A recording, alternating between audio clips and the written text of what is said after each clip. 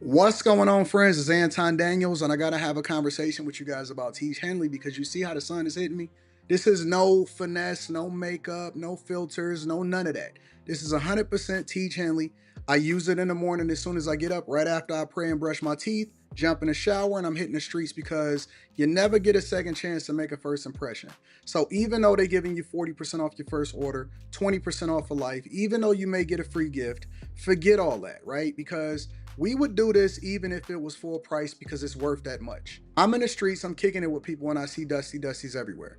You don't want to be them. You want to separate yourself. And the way that you separate yourself is self care. Ladies get it for the fellas. Fellas don't wait for the ladies to get it for you. I'm about to hit the streets right now, and I'm feeling confident. I'm feeling great. I mean, I already got confidence, but to have that extra boost of confidence, knowing that you've taken care of yourself and you set yourself apart from all of the rest of the sheep that's walking around making bad decisions on a daily basis. And it's reflected in their actions. It's reflected in the products that they use. It's reflected in the people that they follow. And so if you're trying to level up, if you're trying to make sure that you look good, they're going to send you the pack. They're going to give you all of the instructions on how you're supposed to use it. Then make sure you get your Tiege Hanley. Again, 40% off your first order, 20% off for life. Get your free gift. Make sure you tap in with your boy Anton Daniels because Unc is never going to lead you wrong. I would never have you use a product that I don't use myself. Again, they've been rocking with me for a long time. Make sure you get your Tiege Hanley. I love you. I appreciate you. I'm going to holler at you guys later.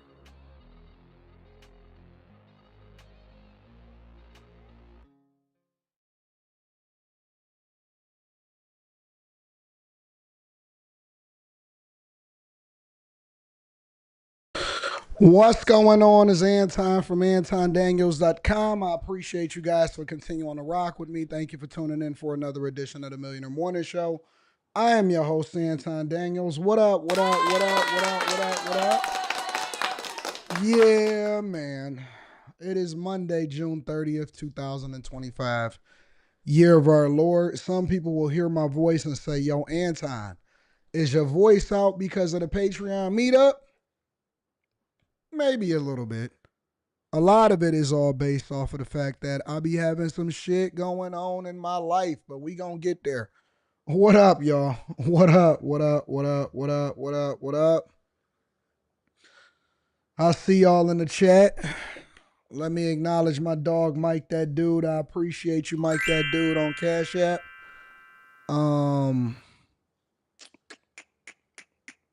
Shout out to Mike that dog. Shout out to Anthony Labricio. Appreciate you for holding me down on Cash App also. Let me read a couple of super chats, and then we're going to go ahead and get started with the show. Quentin was there. Quentin was at the meetup this weekend. Says, taking a vacation day to rest from my vacation. What up, Quentin? Quentin was toasted. Quentin was absolutely toasted. Call me Mr. Bibbs. Says, good morning and happy Monday. What up, Mr. Bibbs? I appreciate you. Thank you, my friend. Thank you for holding me down, bro. Shout out again to everybody that pulled up to the Patreon meetup in DC. I will say that it was awesome. It was really great. It was really, really, really great. Glad that we stimulated the DC economy because I spent an egregious, and when I say egregious, I mean egregious amount of money over in DC. Real talk. It was incredible. It was amazing. And for people that are not a part of the bag chasers, for people that haven't tapped in and really don't understand the importance of networking effectively, I feel for you. I feel for you. D Will in the building. D Will says the meetup was amazing. It was great meet and greeting some of the people and the great minds behind the greatest morning show on earth, the Millionaire Morning Show. Special shout out to Jason, J, Slimmy, Mr. Lot, Yakar, Shari, Johnny, and everybody else. Shout out to you. Just a brown girl. She was there looking beautiful as ever. Slim, fit, trim. I was surprised how slim, fit, and trim she was. She says, good morning, all AD. Good morning. It was so amazing to meet you all. She was looking gorgeous. People traveled from all over. It was a great time. We had the rooftop. Mr. Lot said, had so much fun kicking it with y'all. The vibes were insane. Shout out to my dog, Mr. Lot, for the 100 ball. Executive Suite MLE was there. I'm gonna do a special introduction of his products later on this week. It was incredible. Your car, our streets, Island Girl Q was there, Mika, um, Kim was there, Jerry, everybody, man. It was incredible. Everybody looked great. Brian, the filmmaker, says if anyone missed out on the meetup, really missed out, made lots of connections and vibed out, y'all please become a bag chaser. Nah, you know what it is? I don't want urban singer, yes. My voice is hoarse. My voice is hoarse. You know, we create a barrier to entry so we can keep the dusties out. Notice how when we do the Patreon meetups and we actually link up in person, of all of the meetups that we've done in every city, including the one that we just did this weekend, no fights, no issues. People really, it's almost like the 90s. People are dancing, having a good time, buying drinks, networking, hugging, kissing. We all went out to eat afterwards. It's all good vibes and all good energy. People made some love connections. It's all good vibes and it's all good energy, 100%. And it's because we've made it exclusive. It's because we keep Dusty's out. Honest to God. Trigger was there. Yeah, Trigger did pull up. Shout out to Trigger. Ray Sean was there in the building. Shout out to the Chasers who continue to level up year after year. I appreciate you, Ray Sean. Thank you for holding me down, bro. Thank you for pulling up again.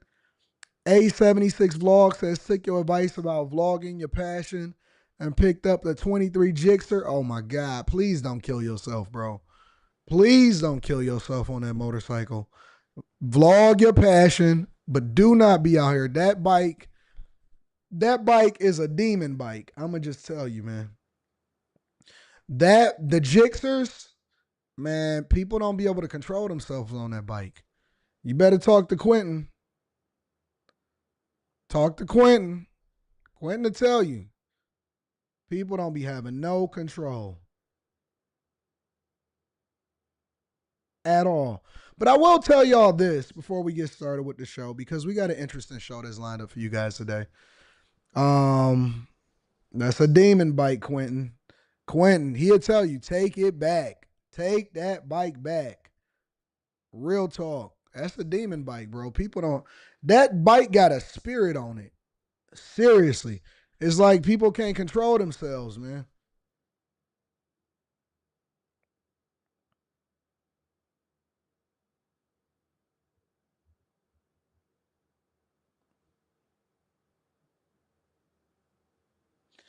Spaces was there. He said, waiting for date and location for the next meetup. They already telling me to try to get the next meetup. What do you We just was there yesterday or day before yesterday. Good morning, Anton. Have you heard the story of the guy in Houston Mall that shoplifted and got chased by the police and jumped 2 stories to escape, landed on an ice rink and broke both legs? Crazy. I haven't seen that. Y'all got to send it to me. Y'all got to send it to me. But I will say this, all right, because I know everybody is still high from the meetup. Everybody feeling great. It was an incredible time. It was so many beautiful women. I just couldn't keep my eyes off of everybody. Something is wrong with how beautiful them women were. But I will say this though, is that we got to get back to work. Next meetup is gonna probably be in August, so that's what I'm planning for. I will be posting that inside of the Patreon hopefully this week once I get all of my details together. But it's time to get back to work. And the reason that I say it's time to get back to work is because life still be lifing like a mug, don't it? Like we still got to get back to our regular jobs. We still got to deal with the people that we got to deal with. Some of y'all got women in y'all lives that's problematic. Some of the ladies got men in their lives that they had to go back home to. That's problematic. That was mad that you went out because they know that a time was had. And I will tell you this, the key to my success is that I completely ignore my circumstances when it comes to my consistency. It sounds easy, but it's very complicated. And I will tell you, it's because, like, for example, most people, and this is true for 98, 99% of most people, and this is why people are not as successful as they're supposed to be. Most people only work when they're inspired. That's why they got to have a certain environment around them. That's why they got to have a certain type of headphones in their ear. That's why they got to go out to the coffee shops. That's why they got to get inspired. They got to listen to some motivational speaker. A lot of y'all, I tell y'all need to get y'all lives together and I'll get on you. And then you say, hey, that's the kick in the butt that I needed. And then you go back to doing what you was doing 3 days later and you no longer consistent and you just don't have no consistency. And for me, personally, I ignore my circumstances. It doesn't matter if my whole life is fucked up. I'm going to be honest with you. Like, because I got life circumstances too. I have high highs and I have low lows. I have high highs and I have low lows. And it doesn't matter what goes on around me. It's just a part of the process. The way that I look at life is going to do whatever it does. Even the word of God says that it rains on the just and the unjust, meaning that you're going to have stuff around you. I'm going to be honest with you. You're going to have some people that die in your life. You're going to have some people that trade on you.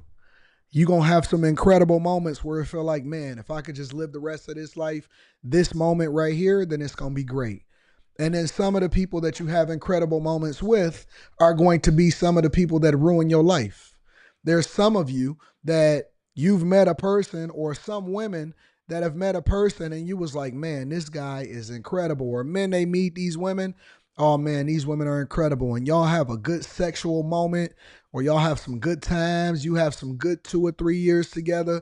And then you get her pregnant or she get pregnant by this guy and then the demon come out of him. And the thing that y'all loved about each other, right? It then changes over time. And that's the very person that's trying to take your life. They trying to prevent your kid from seeing you, right? You're going to have some times where it's like, oh my God, I got my dream job, or I've had this moment of achievement, right? And you're going to graduate from college, or you're going to get this job, or it's going to be a great opportunity and you're going to get big business. And then it's going to be other times 4 or 5 years down the line where that same job where you feel entitled to because you've gotten comfortable, they're going to lay you off. That's lifing. Your kid, that precious kid that was born to you, and you looked at them when they was in the hospital and it's like, oh my God, I'll die for this kid. That same kid gonna grow up and they gonna try to fight you because they gonna be testing your manhood and they gonna think that they bigger and badder than you, and some girl gonna give him some pussy and then he gonna get to where he's 17, 18 years old and he gonna wanna test you and you gonna have to put that bitch ass nigga in his place because life be lifing, right? Life be lifing. You gonna be a person that's disrespectful to somebody else because some other circumstance has driven you off the cliff, and you gonna reach levels of frustration in your life that you never thought that you would reach in your life because this circumstance is gonna cause this circumstance to fall apart because this person wasn't doing what they were supposed to do. But you can't blame this other person that you're taking it out on. You can't blame them, so you're going to have to apologize to them while this person is still being disrespectful over here. And guess what? Life is lifing. Your family not going to fuck with you because somehow, some way, they going to find out that you voted Republican. You know what I'm saying? All of a sudden, friends that you knew your whole life find out that you like Trump and you agree with his policies that affect your life in a positive way, and then they gonna want to divest themselves from you. Somebody is gonna steal your idea and become successful off of it.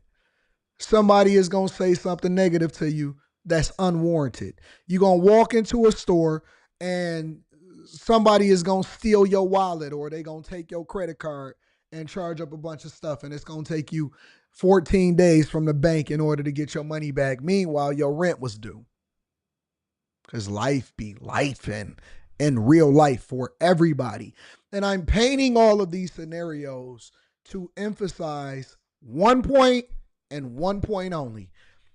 The difference between the people that are incredibly successful and the people that aren't, because y'all have a perception that just because people get a lot of money, or people are this, or she light skinned, or he 6'7", or he was born in privileged or whatever, you think that you're the only person in life that go through shit. And I will tell you that every single person on this earth, every last one of them, even if they don't tell you, even if you don't see it online, they get they ass kicked in one way or another, because life be lifing. And the difference between people that are successful and the people that aren't is the successful people ignore their circumstances. It don't matter if everything else fall apart. Have you ever seen the guy where it seemed like, you know what, man, he got this baby mama and this baby mama, or man, it seemed like he didn't have 8 divorces or whatever, but he's successful and he rich as fuck? It's because he's ignored the circumstances. Have you ever seen the guy where it seems like, or the girl, where it seems like, man, she can't never keep a relationship or whatever, so on and so forth, but she's made it to the top of the company and it seems like she always is driving a nice car? It's because she's ignored the circumstances. Because you can choose to either embrace the circumstances and you're not going to get rich and you still going to be dealing with that same thing, or you can choose to be on the other side. When they made that whole narrative, you can either cry in a Rolls Royce or the Benz, or you can cry in a Toyota or the Honda. That is applicable for everybody. The only difference is that some people are able to rise above their circumstances to still complete the mission. Your life is going to be whatever it's going to be. The difference between those that are successful and not is that they don't let the circumstances determine whether or not they're going to still do what it is that they're supposed to do. That's just the honest to God truth. Good times, bad times, it's going to still have to be work done. And if you are not the person, if you are the person who your life circumstances determine whether or not you are inspired enough to be consistent to do whatever it is that you're supposed to do, then that's going to be the difference between success and loss. Honest to God, that's just a flat out strip it all down mentality of successful people. They don't care. They are going to do their live stream. They're going to go to their business. They're going to take care of their circumstance. They're going to go to work. I don't care what is happening around me. I got to do what I'm supposed to do. Yesterday, I got completely sidetracked by some bullshit that was happening once I landed back in Detroit. So I had to stay up till 2:30 in the morning in order to make sure that I got my work done. Because I was not going to go to bed without making sure that my work was done. And I don't care what it is. I don't care if I'm not happy. I don't care if I'm sad. I don't care if I'm happy. I don't care if I'm great. I don't care if life is great. It's a phenomenal life. I still got to get my work done. And it just is what it is. My circumstances don't determine my consistency. My consistency is going to be what it is. Some of you seen a video yesterday or the day before yesterday that was released. And I was in the airport talking about whatever it was that was happening in popular culture, because I don't care. I don't care if it's 1,000 people around me. I'm up there talking about what was happening with the whole dude that we gonna go into it, about the dude that got captured.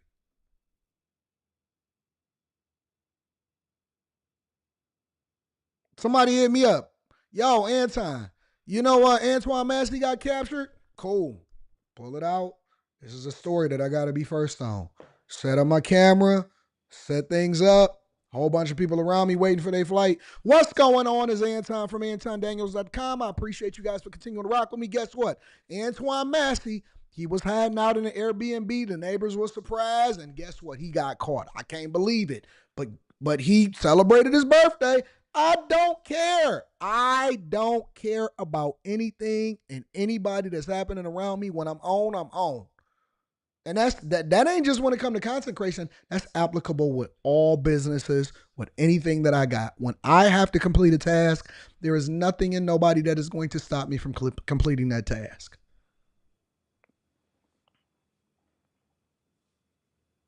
That's the difference. That's the difference. It just is what it is. That is the basic difference between people that are successful and people that are making excuses is that I don't need inspiration. The only thing I need is my computer. I don't need help. I don't need to be happy. I don't need any of that. All I need is a computer.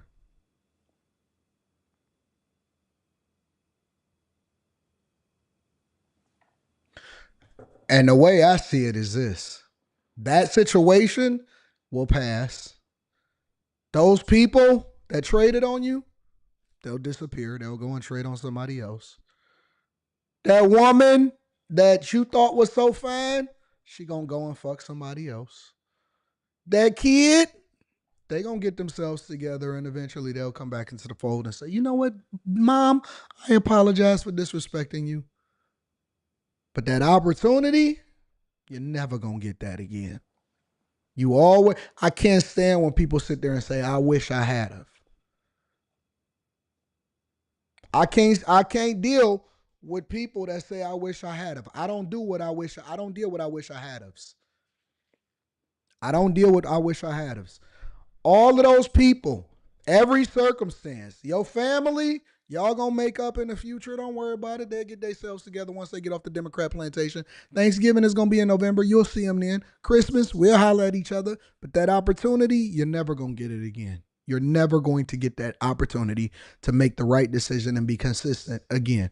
That's the way that I see life. I can fix a woman. I can't the bag.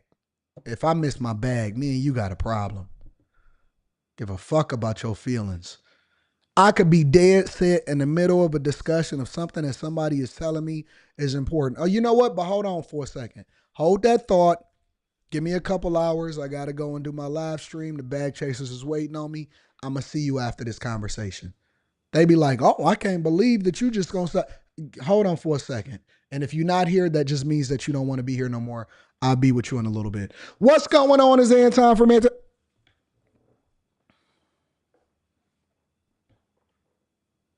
Give a fuck about what you talking about? I got business to take care of. That's the difference. You have to literally ignore the circumstances when it comes to the consistency of whatever it is that you're going to do.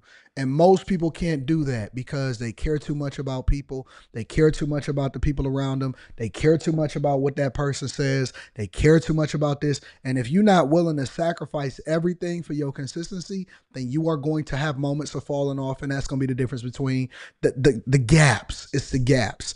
The gaps is the difference between success and failure. It's the consistency. It's the fact that I will never miss. In years, I have never missed. Unless I'm dying, unless I'm literally on my deathbed, I will be there. I am going to be there. I am the model of consistency. That is, it's not talent. It's not none of that. It's the gaps. It's the difference between this guy that is going to go to sleep because he's tired and me because I know that I got to do two more things before I go to bed. I sleep in the morning. I'm going to sleep in tomorrow. But for right now, I got to make sure that I complete this gap. The gap between me and you, the gap between success and failure is this much. Is this much.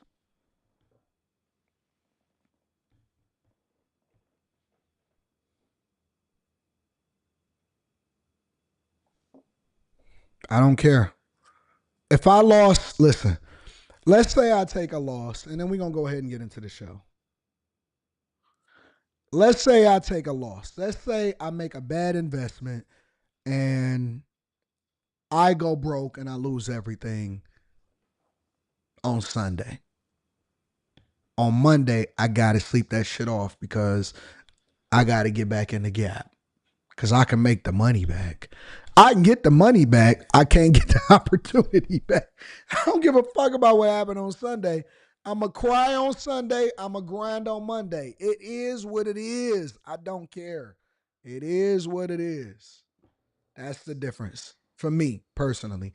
Now, somebody else is going to give you that feel good story. Some motivational speaker is going to say, hey, you just got to want it bad enough and all of that stuff.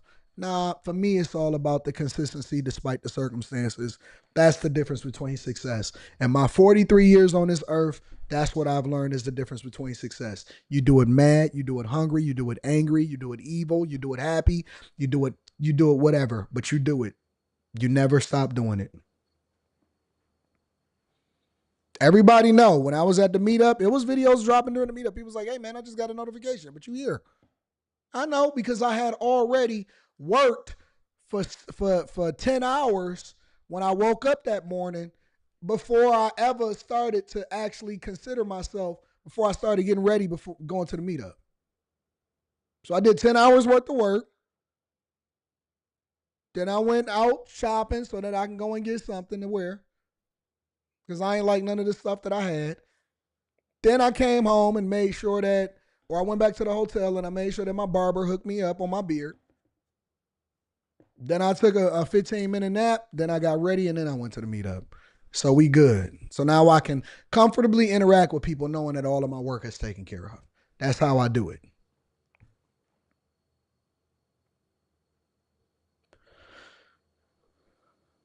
That's the difference. All right, y'all ready to get started with the show? Make sure y'all hit a like for the algorithm, subscribe to the channel, and turn on your notifications. Nobody can get in the way. Nobody can get in the way of what it is that we got going on. You know what I'm saying? Money Green. Let's go Money Green. All right, y'all, let's go ahead and get to it. Let me read some of these super chats, and then we're going to go and get started. Lots of stuff to cover. Lots happened over the weekend. Jeremy Bradford says, hey, D, it was nice to meet you in person. I'm sick.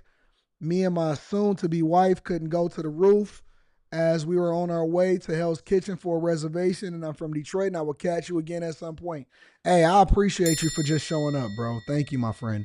Shout out to Shantae Jackson. I appreciate you, Shantae. P. Shank in the building says, good morning, Mr. Anton Daniels and the Million in the Morning Show. What up, P. Shank? Y'all got to excuse my voice. My voice is a little bit out. Hopefully it get better over the next couple of days. Charles Watson says, yo, morning, AD. Salute to the bag chasers. Have you ever heard of Bob Proctor from Jim Rohn? Also, have you read the book Outwitting the Devil? No, I've heard of the book before. I've never actually read that book. But I'll check it out. Is it worth the read? Dion says, thanks for stopping through DC, bro. Hope you like the t-shirt. Yeah, I thought it was dope. Rita was showing it to me yesterday. She was showing it to me yesterday. And thank you for all of the gifts, the cigars, the real life super chats. I appreciate that. Fatir Wood says, off topic, did you see the music video the White House official YouTube posted in response to the daddy comment in NATO? Yep, I seen it. Shantae Jackson says, I had the pleasure of meeting you at the DC meetup, and I am the woman you met. You met my, oh yeah, what up? I loved your mom. You met my mom. Please check your email when you get a chance. I love your content. Can't wait for your next meetup. All right, bet. I'm going to let y'all know this week where the next meetup is going to be. Tim Stepney says, that shirt you had on at the meetup was fire. I'm glad y'all liked it. I'm glad you liked it. Lundy, y'all need to meet me in person. I'm a vibe in person, and I'm gorgeous. I am so gorgeous. Hi, AD is London. What up, London? Great meeting you and beautiful Rita in the Bag Chasers this weekend. Keep doing what you do. I look forward to the next event. What up to London in the building? I appreciate you, and thank you for holding us down. All right, y'all. Let's get to it. I'm so gorgeous in person. Y'all got to meet me. All right, y'all. First things first. We got to address the Antoine Massey situation. All right. So let's get to that first. I'm going to be a little bit more unorthodox today. I'm going to be unorthodox. I'm going to jump around a little bit because it's a lot to cover, and I don't know what I want to cover first and what I want to cover last. But we definitely going to stay covering everything, all right? All right, y'all. First things first, Antoine Massey. They caught him, y'all. Let's get to it. I'm Meg Gatto. And I'm Lauren McCoy. Neighbors in Holly Grove were shocked to learn Antoine Massey was hiding out in a home nearby. Andres Fuentes shares their reaction to his arrest. Right, and it was a rapid response from officers once law enforcement got a tip that Antoine Massey was staying in a duplex in Holly Grove. Friday afternoon near the corner of Strolitz and Livingston Streets, neighbors say they saw heavy law enforcement presence. People in vests and shields and lots of police cars and maybe as many as 50 officers out there. It was pretty intimidating. The commotion was for Antoine Massey. who police say came out of a home on the block without any trouble. He's one of 10 inmates that broke out of the New Orleans jail more than a month ago. 6 weeks of the whole investigation, you know what I'm saying? Massey got caught. I want to see the house that Massey got caught in. Neighbors say the house is a duplex and that Massey came out of the far back portion of the property. Our cameras were rolling when the property owner arrived at the home about an hour after Massey's arrest. So you the property owner? I'm the property owner. Okay, Yes, any comment as far as no the arrest? comment. I don't Antoine know. Massey. She not trying to go to jail, big dog. She don't want to go to jail. That's the biggest thing. Everybody is gonna get mad at her and say, "No, I want to know what's going on." She not trying to go to jail because you know that they arresting anybody that had anything to do with the success of them being out for over 6 weeks. 6 weeks. 6 weeks. This dude was out for over 6 weeks. He celebrated a birthday. I think he celebrated Father's Day. He might have even went and seen his kids. 6 weeks. And you know how they found him? Y'all know how they found him? I'm going to tell you exactly how they found him. Because somebody snitched. Because somebody snitched. That's how they found him. Somebody snitched. That's how they found him. $50,000 to get somebody caught up. The audio is echoing.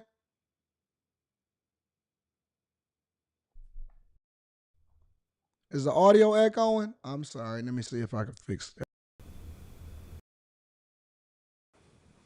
I'm sorry. Let me see if I can fix the audio. Somebody snitched. 50,000. 50,000. Wow. I don't even think that they discriminated. I don't think it had anything to do with whether or not she was a man or a woman. They don't say whether it was a man or a woman. Some people saying that they think that this is the projects. It was 50,000. Yep. They never needed to increase it past that. I'm pretty sure that whoever snitched was probably waiting for them to go to a higher number, but that was it. It was 50,000 that ultimately caused them to get caught. 50 bands.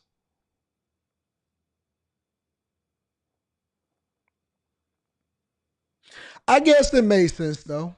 I guess it made sense. Anton, why does it make sense? Because I feel like he was going to get caught anyway. Listen, what you think he going to hide out in Louisiana for the rest of his life? Somebody going to catch him. It might as well be you to get that 50 bands. You look, once you start putting money on people's head, you said you would sell for $100. Somebody in Detroit threw 50,000 out of a helicopter. First thing that popped in my head was AD making it rain out there. It wasn't me.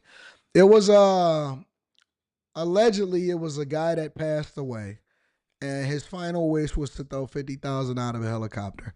That's that's nothing on another level. Yo, my final wish is to throw 50,000 out of a helicopter.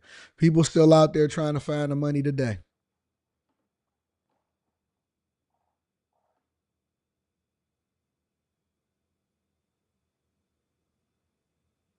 He can't hide out in the hood forever.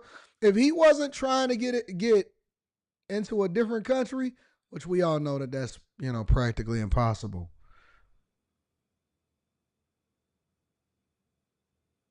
If he wasn't trying to get the money, Tay says nobody got the money. It was an anonymous call. That's a lie. Tay, do you really believe that? Or do you want them to say that, hey, say it's anonymous so that I don't get caught up and labeled as a snitch? Why would somebody want their name to be associated with it? And why wouldn't they want to have this anonymous profile and still get the money? Tay, tell me that you believe everything that you read. You really believe that, Tay? No. Honestly, let's talk about this for a second, Tay. Use your context clues. If you don't want to be the person that's labeled as a snitch, but you still want the money, what would you tell them to say out to the public? It's 50,000 on the line, and you say, you know what? I don't want to be known. I don't want you to know who I am. I don't want $50,000. Tay, you can't be that slow. You can't be that slow, Tay. There's no way in the world, Tay, that you're going to sit here and tell me that people are willing to pass up 50 bands. No, they gave them the option to still remain anonymous. Guess why? You know why? Because they still got one more inmate that they need to catch, and the person didn't want to be known as a snitch. Yo, is it possible that I can get the money but still remain anonymous? Yeah, absolutely, 100%. The only thing they cared about was catching the guy. 50,000 wasn't nothing to them. They spend that on people standing around acting like they watching a pothole until it get filled.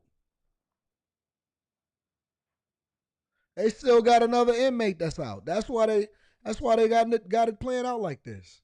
Living on your property, man. Nope, it's an Airbnb. The property owner eventually came back out from the gate and told us that she knew little about how Massey got into her property.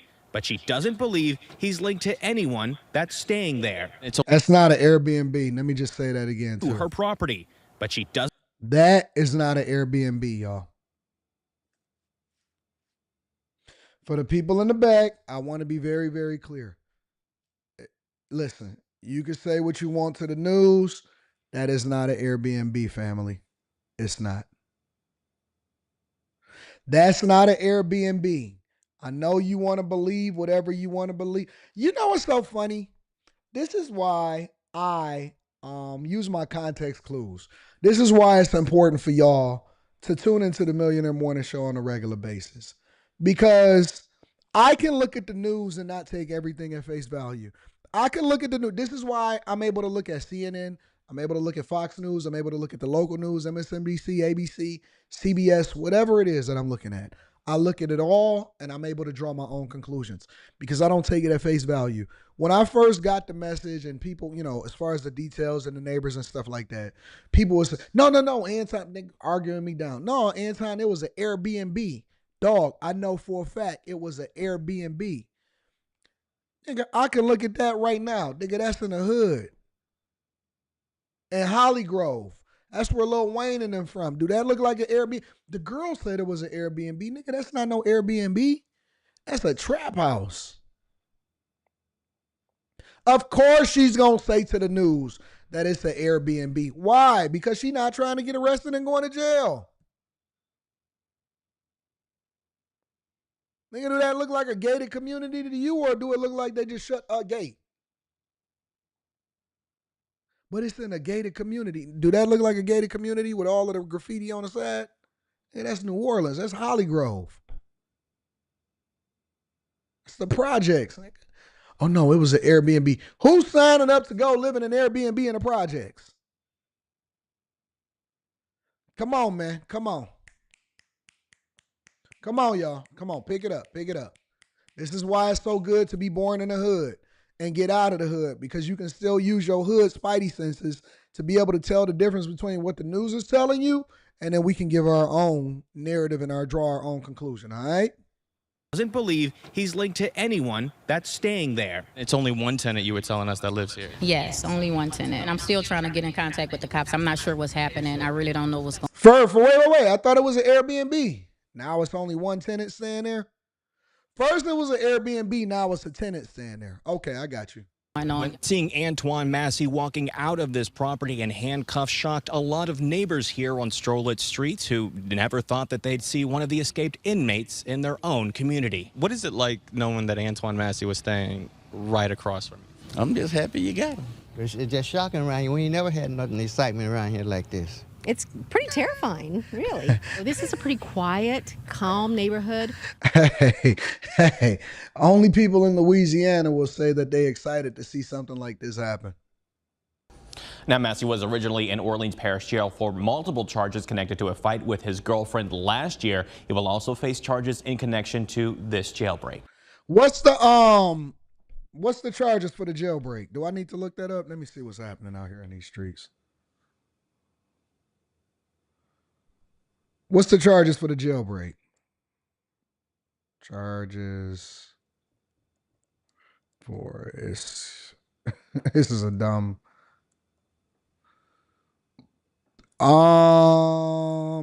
In Louisiana.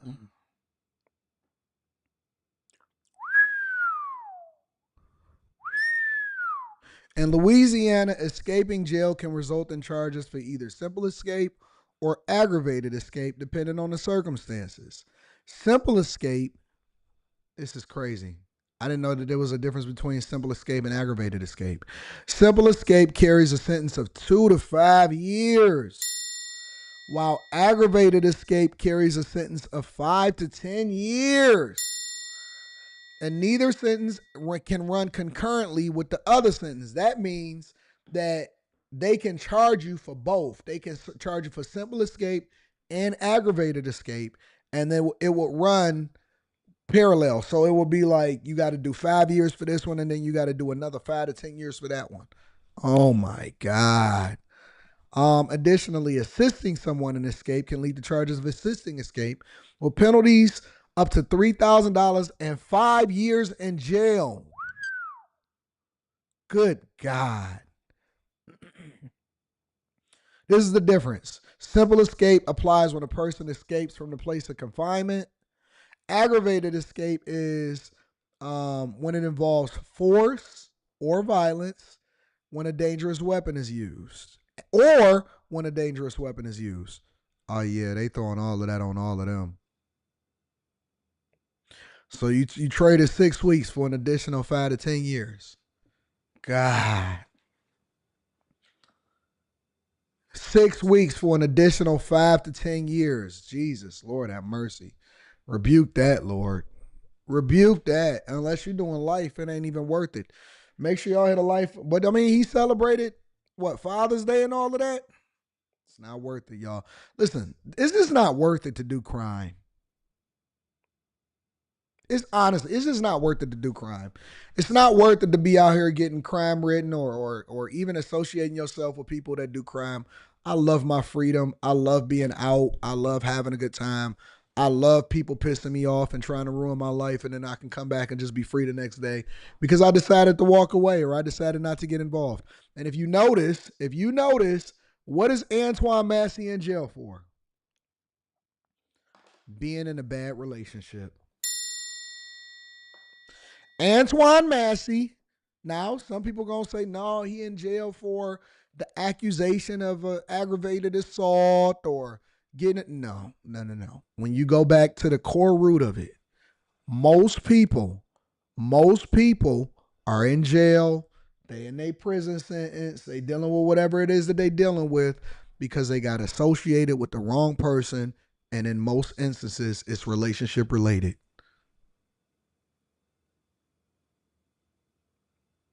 It's relationship related. Crash out, got mad, had a baby with her, she pissed me off, choked her up, whatever it is. Nigga, now you face an additional 5 to 10 years for escaping, for aggravated escape. Most women, most men, most people, they are in trouble because they cannot remove themselves from bad situations with the people that surround them.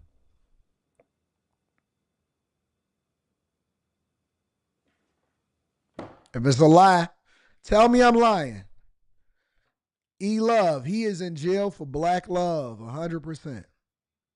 He is in jail for black love. When you go back to the core of why a lot of these people be in jail, they be in jail because they associated with the wrong person at the wrong time.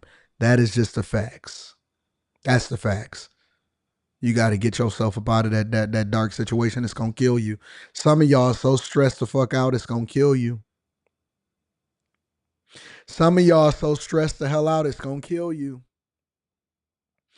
Listen to me. I didn't know that this was what I was going to be talking about, but I'm going to talk about it because it's something that we got to have a conversation about.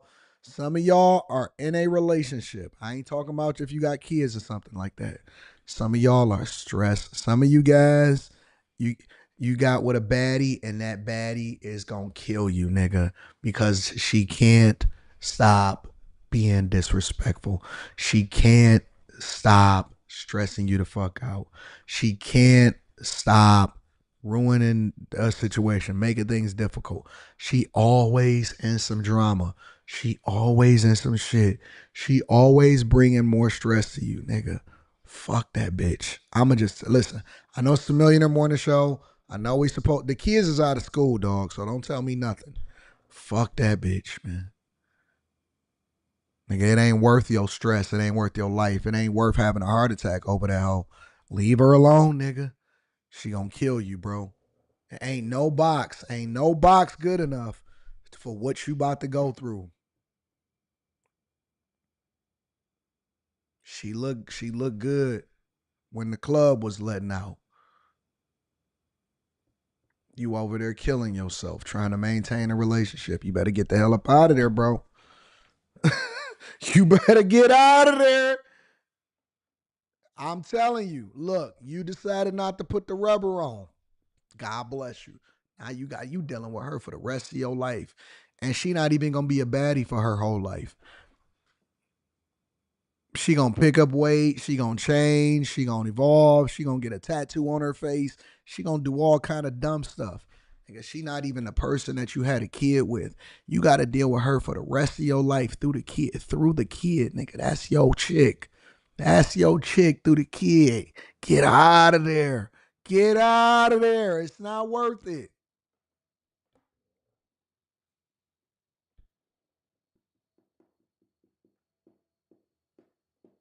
They gonna kill you, nigga. Do you realize the amount of years that you're getting taken off of your life through the stress that you're going through right now? Even if they don't kill you physically or you don't like have a heart attack or whatever, what if you were gonna live to 90 in good health, but now you gotta live to 80 in decent health? Was it worth it?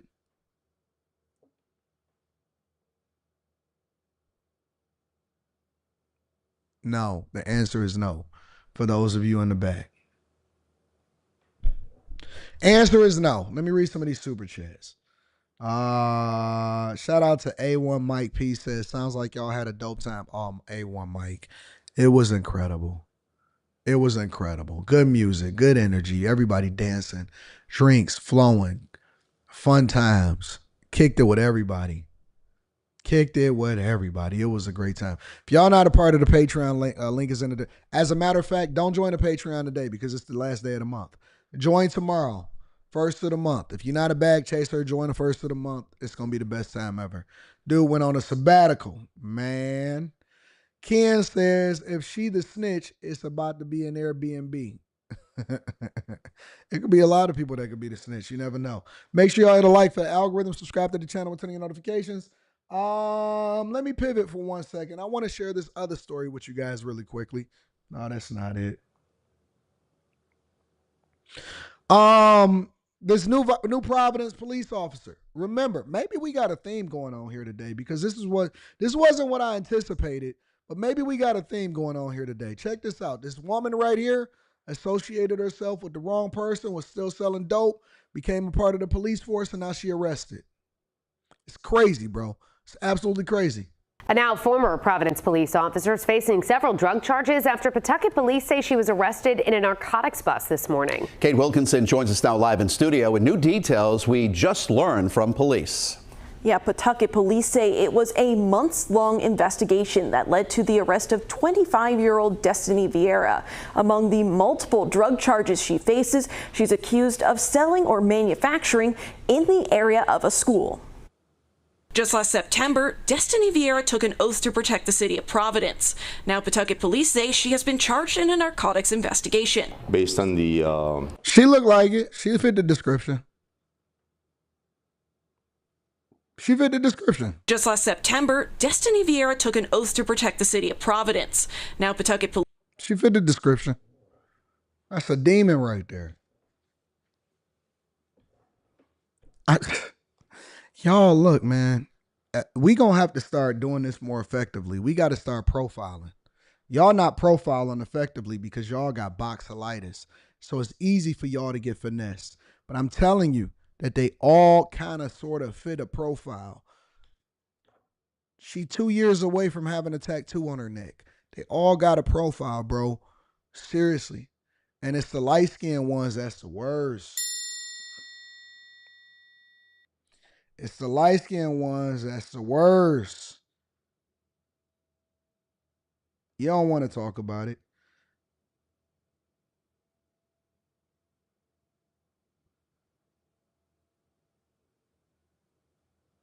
You don't want to talk about it. It's the light-skinned ones that's the worst. You went to high school with her? I don't believe you. I don't believe you. Y'all, look. Dark-skinned women get a bad rap. Dark-skinned women get a bad rap because they can. Listen, can we be very transparent right now? Dark-skinned women get a bad rap because dark-skinned women are automatically assumed because they got, they talk a lot. They got the neck snapping, the weave. A lot of times, most of the time, they get the baby hairs. And a lot of times when they dark-skinned, the butterfly eyelashes, they're more pronounced.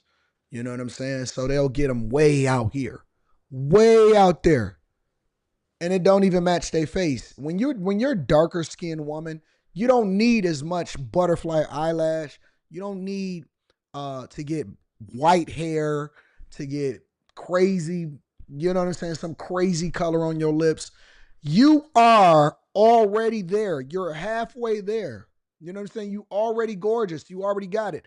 Your skin usually is a little better, all of that. But see, they convinced y'all that you need to be something other than what you are. So instead of you embracing your curvaceous features and all of this stuff, you got to do stuff to make yourself stand out because now you a fairy. Yep, she was a fairy. Now y'all got to be a little bit crazier. But the fact of the matter is, it's the light-skinned ones. The light-skinned ones are the ones that's going to get you killed, nigga. The dark-skinned ones that's going to smoke weed with you. The light-skinned ones that's going to smoke weed with you, and they're going to get you killed.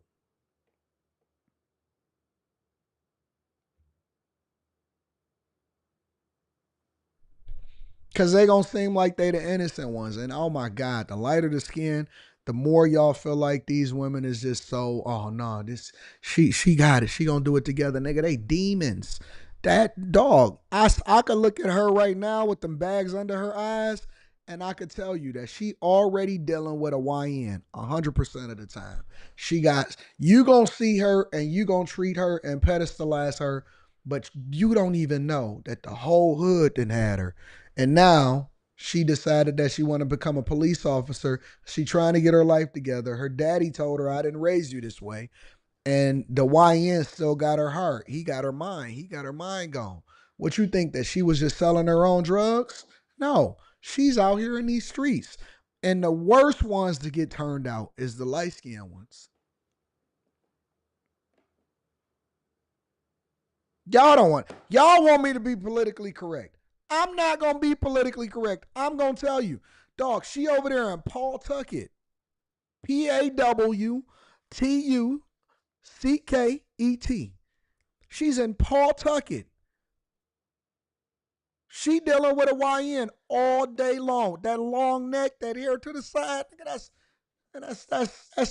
That's classic bust down material. Dealing with the wrong person, getting involved with the wrong person. Classic. Hair to the side, long neck, bags under her eyes, slightly purplish lips. 100%. 100%. Every single time. Don't you let them fool you. Don't you let them fool you. You going to get in a relationship with her and she going to set you up for her real man. Her boyfriend going to rob you.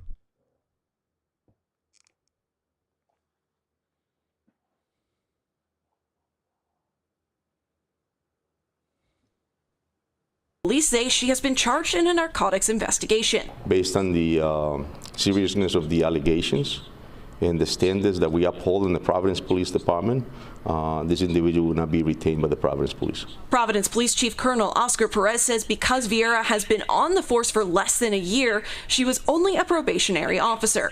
According to the city of Providence, her salary at the time of her arrest was around $73,000. That's a good salary.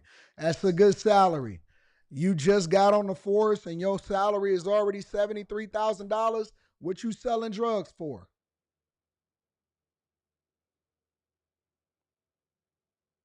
You got on the police force less than a year. They already paying you 73. In 4 years, you're going to be making 120, and that ain't even including overtime. That's a good job. That's a good job. All you got to do is stand around. You probably can create a TikTok because, you know, one of the big things right now is women in uniform. Women in uniform or women that have certain jobs. but then they're not expected to be in those jobs, and guys be simping for them. And so they create a TikTok and they be like, oh no, I'm in here and I'm arresting people. And then guys gonna be in the comments like, oh girl, you can arrest me anytime. Mrs. Officer, Mrs. Officer. Wee, wee, wee, wee, wee, wee, wee, wee, wee. That's a good job. That's a good job. So when you see a young person that had the opportunity of a lifetime to make a difference, and unfortunately, because of certain judgments that they make, it taints the work. Pawtucket police say Vieira was arrested in the early hours of this morning alongside 24-year-old Jalen.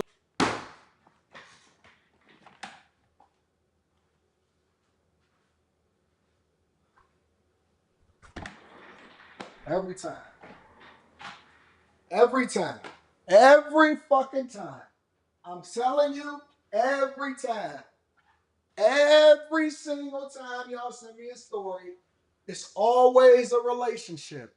Always a nigga. Always somebody behind the scenes that is having a conversation, that is telling this chick, hey, I bet you I can, let's get this together. Let's make sure that we sell this shit. We gonna move this. No, you a police officer. Ain't nothing gonna ever happen to you.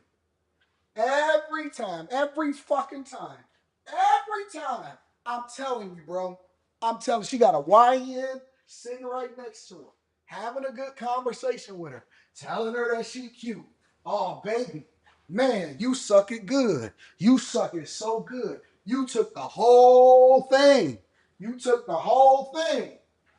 Blowing smoke in that bitch face. Blowing smoke in her face. Every fucking time. Every single time. Boy, I'm telling you, I knew it.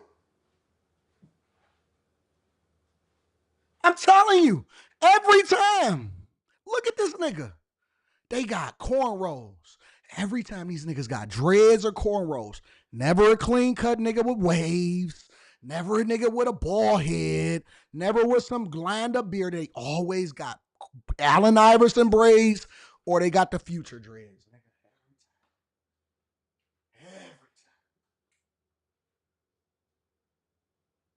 Come on, man. Ladies, what are y'all doing? What are y'all doing? See, they're not going to tell you this on CNN. Fox News is not going to give it to you like this. Look at this nigga. That's his that's his picture. Y'all love these niggas. You love a crash dummy. Then you gonna get on TikTok talking about ain't no good men out here. They can't wait to get you niggas pregnant. Look at these niggas. Look at this.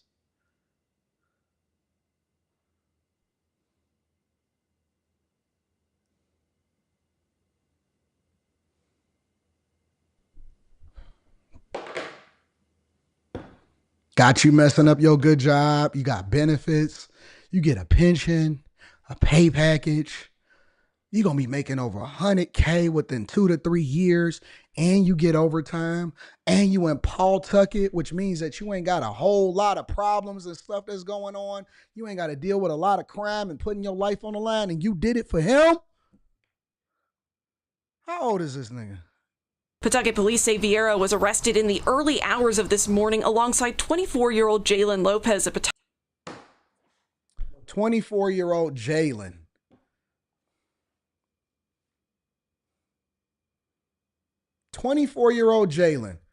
Definitely got a Y in his name. Definitely a YN. Gosh, what a dummy. You know what's worse? You know what the worst thing ever is? Is to look at women that waste their potential. Like, have y'all ever seen a beautiful crackhead? I have. Have y'all ever seen a pretty? It's like, damn, what the fuck? What happened to you? Y'all ever seen Soft White Underbelly? And them chicks be on there like, I can, and it's like, what happened? What are you doing? You got everything. You didn't even have to, you don't have to even work. You could have not worked, and everything was just, God just made you beautiful, and all you had to do was shut the fuck up and go with the right people. Instead of going in the hood, you could have went to the St. Regis, and you could have got you a pension. You got you a lifetime pension just by looking pretty and shutting the fuck up and not dealing with the wrong people. God just made you gorgeous. Have you ever seen people that just have talent and it's just wasted? It's just wasted talent. I seen it. Me and Slimmy. It was me, Slimmy, Fa Brown. I think your car might have been in the elevator because we was going back up to the rooftop on the at the meetup this weekend. And Slimmy is like 6'4", right? Slimmy like 6'4.5" or some shit. So Slimmy is already tall as hell. This nigga get in the elevator. This other dude, he's like, I'm gonna stop saying the N-word. I'm gonna start practicing. I'm sorry, y'all. This other dude get in the elevator. He like 6'7". He taller than this Slimmy. And I was looking at him, and I was like, God, maybe that's a curse too. Like maybe it's a curse to have the outward things because then it makes you a little bit more comfortable than you're supposed to be. You know what I'm saying? And I'll be thinking to myself like, the world is yours. Is no, there should, in my mind, and then, listen, in my mind, and this is just the way my mind works, and maybe I'm off. In my mind, if you are gorgeous, you should never go homeless. And if you are above the height of 6'7", you should be rich. This is the way my mind works. If you are a woman that is gorgeous, you should never go homeless. You should never be sitting here on TikTok talking about I'm in a homeless shelter. And if you are above 6'7" and above, you should be rich. The expectation on your life should be riches. I ain't lying, bro. Cause it's like, you could breathe money. What are you doing?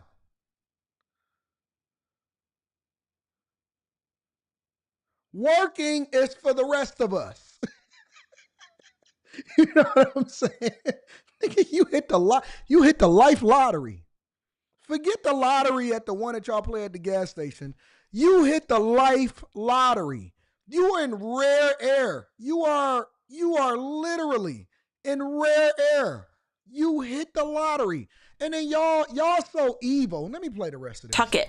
Both are facing multiple drug dealing and manufacturing charges. Among the accusations, that this was happening in or around a school. I'm sick of this story. I'm so disgusted. Man, you know why? Because listen, this is the way I see it. Let me tell you. Let me tell you. It's no reason for this. It's no reason. You know why I hate people that's 6'7" and above? It's not even for the reason that you think. Because I'm the type of person that want to see everybody be successful and reach their potential. This is why I hate niggas at 6'7" and above. Because they always talking about how they want to be normal. Bitch, what you talking about, nigga? I can't stand when people be like, oh man, I wish I was just a normal person. I'd like to be tucked away. Nigga, if you don't capitalize off of this shit and take over the world, if this was in the Bible days, you would be considered a god, nigga. We would be writing about you in history. You Samson. What you talking about you want to be normal? That's like...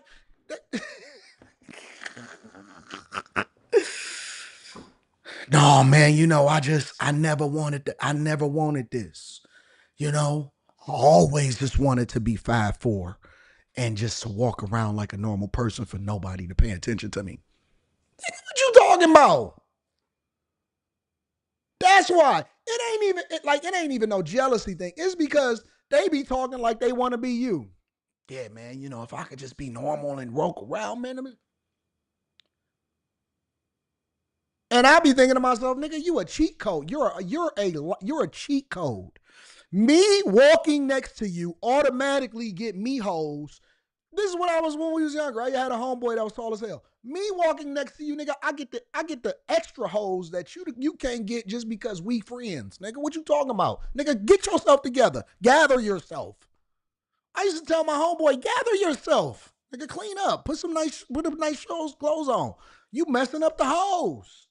Nigga, don't you know that they gonna like you, but then they gonna like me just because they like you and they can't get to you, so they gonna get to me, and then I'm gonna be able to take care of my business. What we doing? Nigga, come on, let's work. Let's work. I just want to sleep. You want to what? You want to sleep? There's money to get. You know what I'm saying? Nigga, you a lifeline. You know how many lives you can save just by living? Stupid. Dumb as hell. But you know me. Millionaire Derailment Show. Is I'm going to be real. I'm going to just tell you the truth. I'm going to tell you the honest to God truth. I'm not going to mince no words. I'm going to tell you the truth. There's just walking around losers. You a tall loser? You're 6'7" and you're losing. How you going to be a tall loser?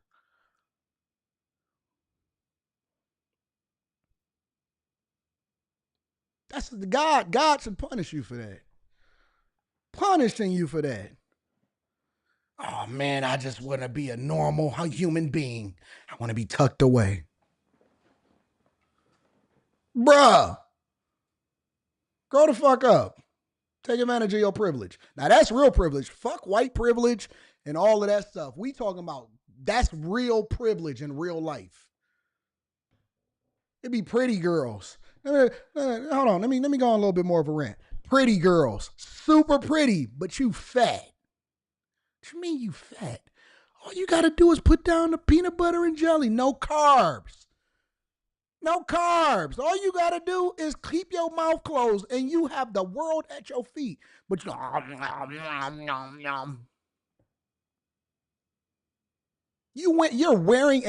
you have everything. You're wearing a fat suit. What are you doing? What are you doing?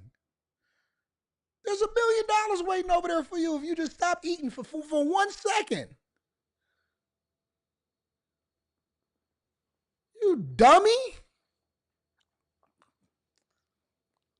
Keep going to brunch every day. Hey. No, listen, baby. It's 5 of you. 1 of you are exceptional. But the other 4 of you keep letting the one person fuck up. She's supposed to be a supermodel. The rest of you funky hoes, you all can benefit if she is the one that you make sure is taken care of. I can't stand women that give other women bad advice. I can't stand it. It's so disgusting. When I see mids telling exceptional women to do dumb stuff, it aggravates me because it's like, you're not even a real friend to her. Don't you know she better than y'all physically? Maybe not as a spiritual person or maybe not this. Your role is to play your position. You a number 2 hoe. You a number 2, number 3, number 4, number 5. None of y'all can be the main character. She the only one that got it. Why are you letting this stupid airhead over here that don't know no better? You the smart one. God blessed you with smarts. He didn't bless you with looks. You got a 6.5, 7 ceiling. Be 6.5, 7. But you are a wingman. You're not the main character. She's the main character, but she is stupid. She's dumb as fuck. So what you're going to have to do as her friend is prevent her from getting bust down like a real one and falling victim to the hood, okay? Keep that bitch up out of there. Why you got her over here looking stupid? You got her doing all of the shit that a number 2 do. You can't let her do number 2 things because she's not a number 2 person. She got a greater calling on her life. You're a bad friend. You're a bad friend. That's what you are. Yeah, girl, let's go up there with him. Every time she get invited up there, and all of her little funky bitch-ass friends keep saying, yeah, girl, I want to go up there to the suite with him. Come on, girl, let's go. You got bad friends around you, but she's so dumb that she can't realize that she not supposed to be in company of women that is not her friends, that's not telling her what to do, but she want to belong so bad that she just keep on doing dumb shit for her friends. Now she gonna waste her whole aura. Her whole aura is gonna be sullied and soiled, and she gonna settle for a regular fucking life. Don't you know that God blessed you to not have a regular life? You got a calling on your life. Am I off? Or am I just saying it wrong because I'm not PC? Am I off? Because I'll tell you, real talk, when we go to any event, because I always got security, everybody know whoever the white guy is that's sitting over there in the corner watching intensely, he's Anton security. He's not hidden. He's a very nice guy. Anton travels with white men as security, and they are very much special forces motherfuckers, and they will tear your whole face off. Okay? But let's be clear. Everybody at the Patreon meetup knew this, right? But we don't even need them. You know why? Because my friend group, Slimmy, Yakar, Quint, everybody that was there, they will never let me fumble. They protect me. They protect Rita. Rita can't go to the bathroom by herself because motherfuckers be making sure that she is good. People make sure that they take care of us because we got good friends around us. And they like, listen, people do stuff, but we gonna make sure that you good. You can't do the same thing that everybody do. Fa Brown be all on it. He be paying attention to certain people that come too close and stuff that seem suspicious. Hey, hold on, Anton. Hold on. Give me a second, bro. That's the honest to God truth. That's the honest to God truth. Friends don't let friends fumble the bag. You know why? Because we all get money together. And I'm going to just say the quiet part out loud. We all get money together. They don't let it happen. And if you got a friend group and you exceptional and y'all know y'all exceptional, stop being fake humble. I hate fake humble people.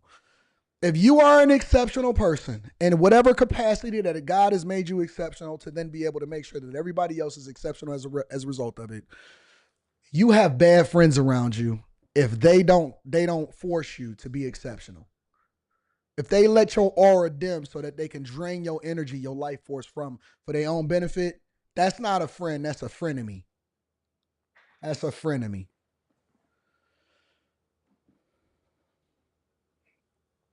That's the truth. Now that's the truth. Make sure y'all hit a like for the algorithm, subscribe to the channel, and turn on your notification.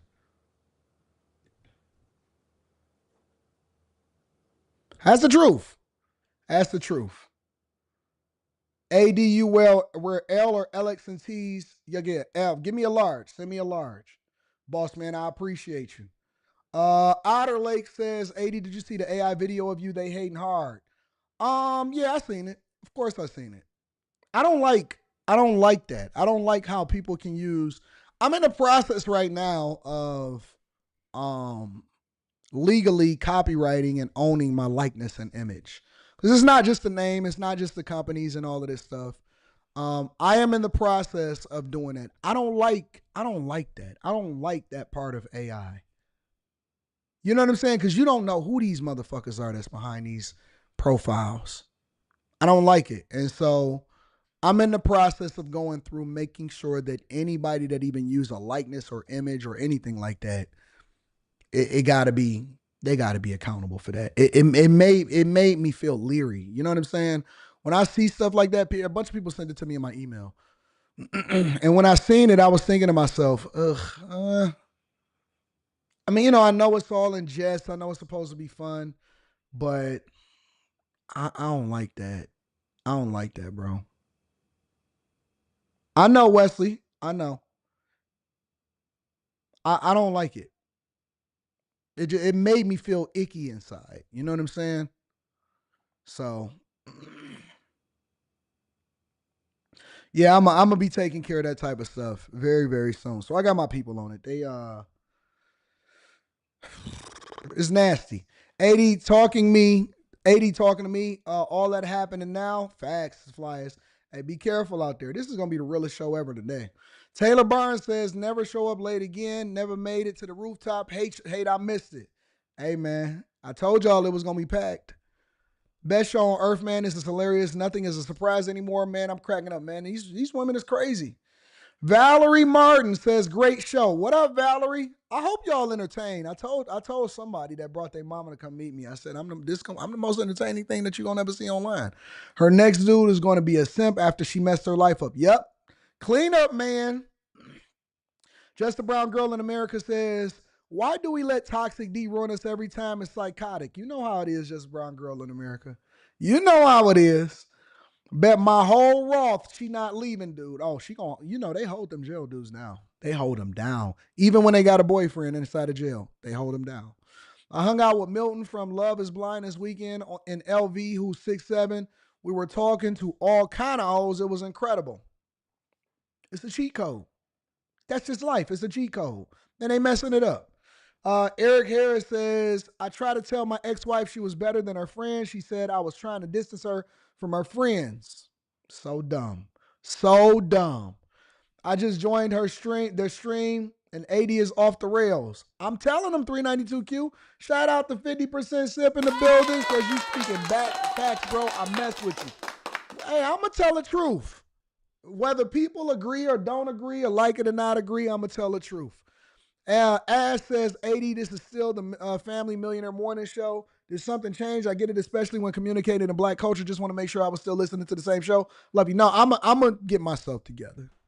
I promise you. I don't want to mess up the family show vibe. People like it when I just get off the cuff and off the rails a little bit more, but it's okay. I'm going to get it together. Ash. I'm going to get it together. Everybody asking what's the next meetup? Well, when you join the Patreon and I drop it this week, you'll find out. Don't join today, join tomorrow though. Best time to join the Patreon is the beginning of the month. Best time to join the Patreon is the beginning of the month. What we got going on next? Well, what's going on next? No, that's not what I wanted to talk about. Let me see something.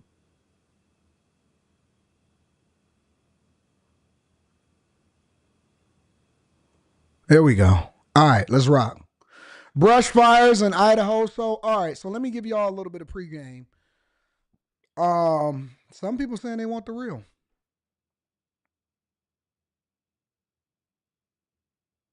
Let me give y'all a little bit of pregame of what's going on in this clip. All right. So in this situation, I should have my lower thirds right. And let me get this together. Let's do this the right way. Because I'll be going off the rails and I don't know what I'm going to talk about. So that's why I've been doing this.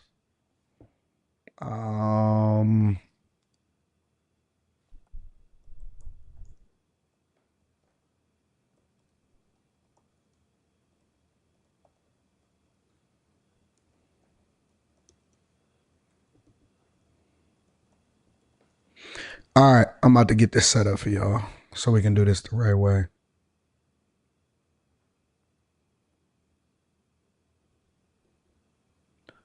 Give me a second. Oh, for brush fire.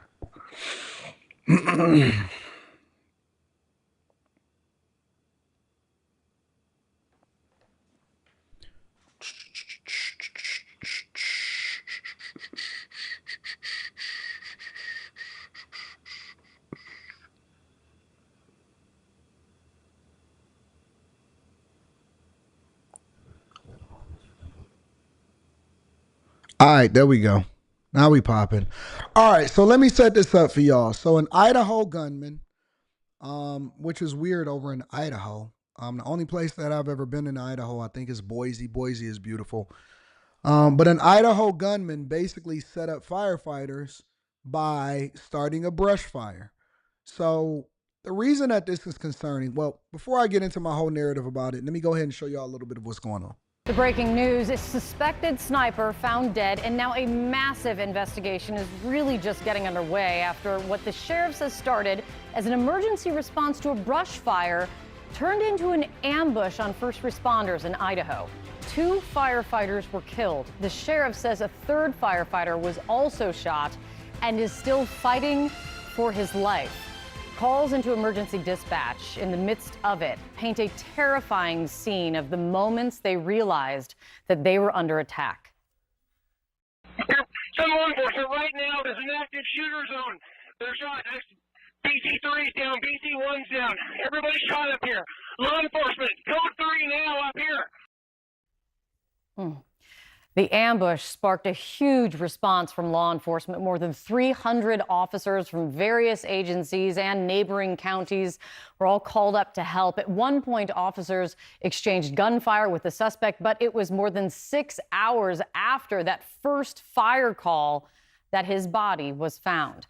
This morning, fire crews are still working to contain the fire that he allegedly started, still burning on Idaho's Canfield Mountain. CNN's Julia Vargas Jones is live in Coeur d'Alene, Idaho with the very latest. What are you learning? Good morning, Kate. Well, the plan today from authorities is to go back to that location where the body of the shooter was found for further investigations. What are they looking for? They're looking for more weapons and more ammunition that gunman may or may not have had with him. Now, they had to remove the body from that location relatively quickly, they said last night in a press conference, because of the threat of that fire. So we have not learned any further details about who this gunman was or what were the weapons that he had with him.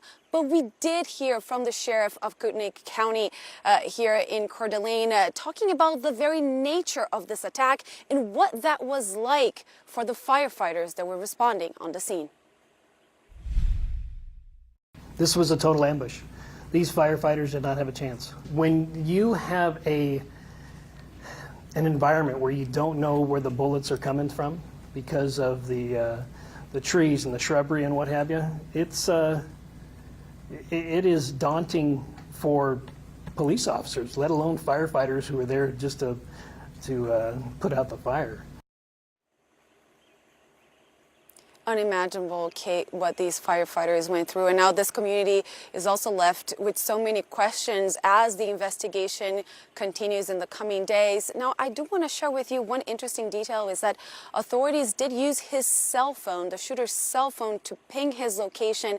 And as you mentioned, they had exchanged fire with him, but that for another 90 minutes is how they tried to triangulate him until he eventually was neutralized. We don't know how he died at this time, but that fire in that location continues to burn. It is now called the Nettleton Gulch Fire, and authorities will be going up today as daylight breaks here.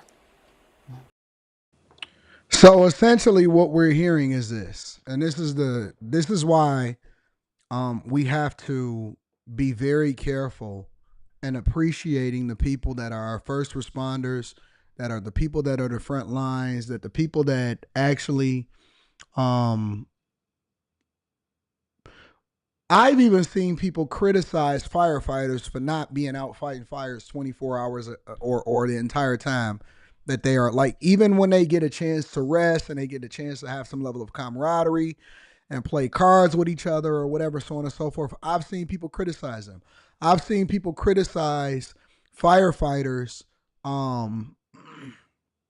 because they feel like they make too much money or they get too much overtime and stuff like that.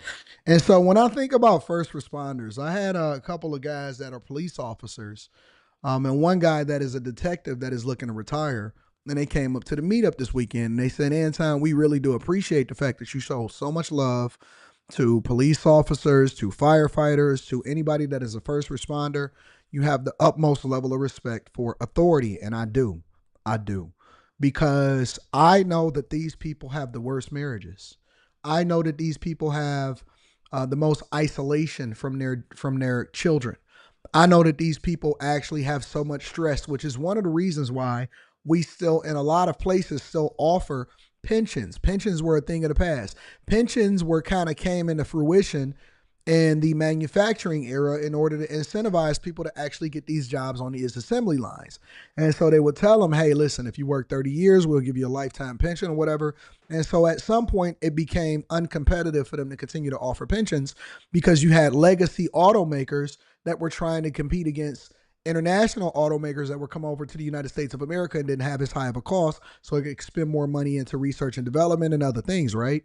But in a lot of places, you still get a pension as a police officer, as a firefighter, because you're not expected, that life expectancy, the expectation for you to actually be able to maintain and then keep your job for as long as it takes in order to eventually retire is slim, right? It's lower life expectancy, all of that. A lot of people wash out, a lot of people quit, some people don't make it, some people die, some people get divorced and all of this stuff.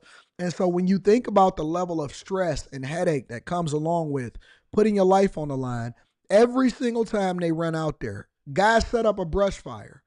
I hate cowards. I hate cowards. World is getting crazier every day. Guys set up a brush fire so that the so that firefighters can ultimately come respond to the brush fire that's still going on. Now the fire is raging out of control.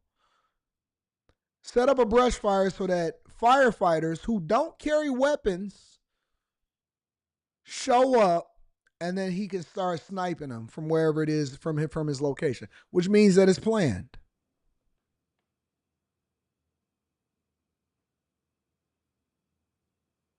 Horrible. Horrible. Somebody, because remember, these is cowards. These are not people that actually run into a police station or anything like that. They're not running into an army base. They trying to get the most helpless amongst us, right? And so there's somebody, because we don't even pay attention to life. We've been desensitized so much that we don't even make it a big deal. Somebody's husband, somebody's father, somebody's uncle, somebody's cousin, and somebody's son died because somebody set up a brush fire and then decided that they wanted to shoot firefighters. What the fuck is going on, man? I mean, I'm sorry, Ash. What the heck is going on today? Yep, highest suicide rate also. What is going on? What is happening? We're getting to the point to where they're going to start saying that firefighters got to be armed when they show up to a location.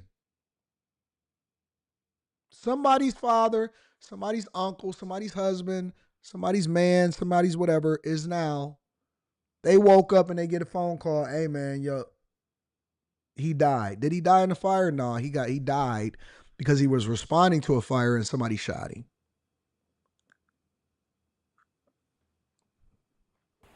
Much more to learn. Julia, thank you so much for being there for us. Sarah. All right. Thank you, Kate. Joining us now is CNN senior law enforcement analyst Andrew McCabe. There are a lot of questions. I'm curious from your perspective of law enforcement, what questions do you have as you hear this laid out, where there was an ambush, according to authorities, there were shots going off constantly from the suspect as firefighters were trying to put out a fire that he allegedly caused? A live look at our nation's cap. Sure, Sarah. There's, as you referenced, a million questions here, and most of them right now for me are focused on the shooter himself. That person has not been identified.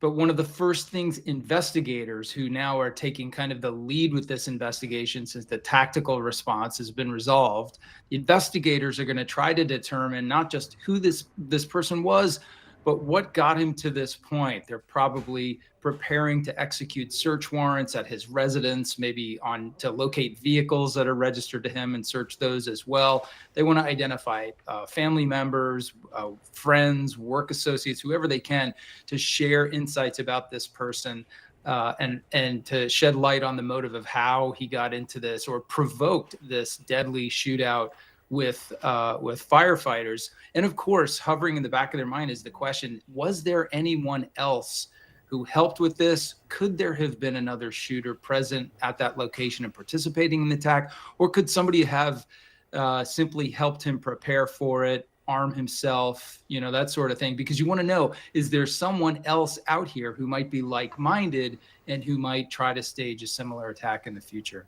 Yeah, I mean, that's always the big fear, or if there are people that see this and decide to be copycats. I am curious if you have ever, in your history in law enforcement, seen something like this.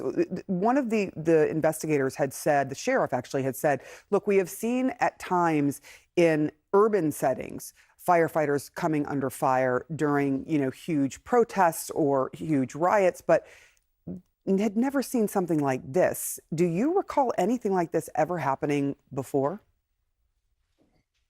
No, not at all. I mean, I think those observations are accurate. I think in large metropolitan areas, sometimes when there's a large fire response in an area that's experienced some sort of disruption, protest activity, things like that, every once in a while you'll have someone takes an opportunistic shot at responding officers that might include firefighters. It's really exceedingly rare, and it doesn't come off as a planned attack. It's just somebody who is angry and doing something stupid, essentially.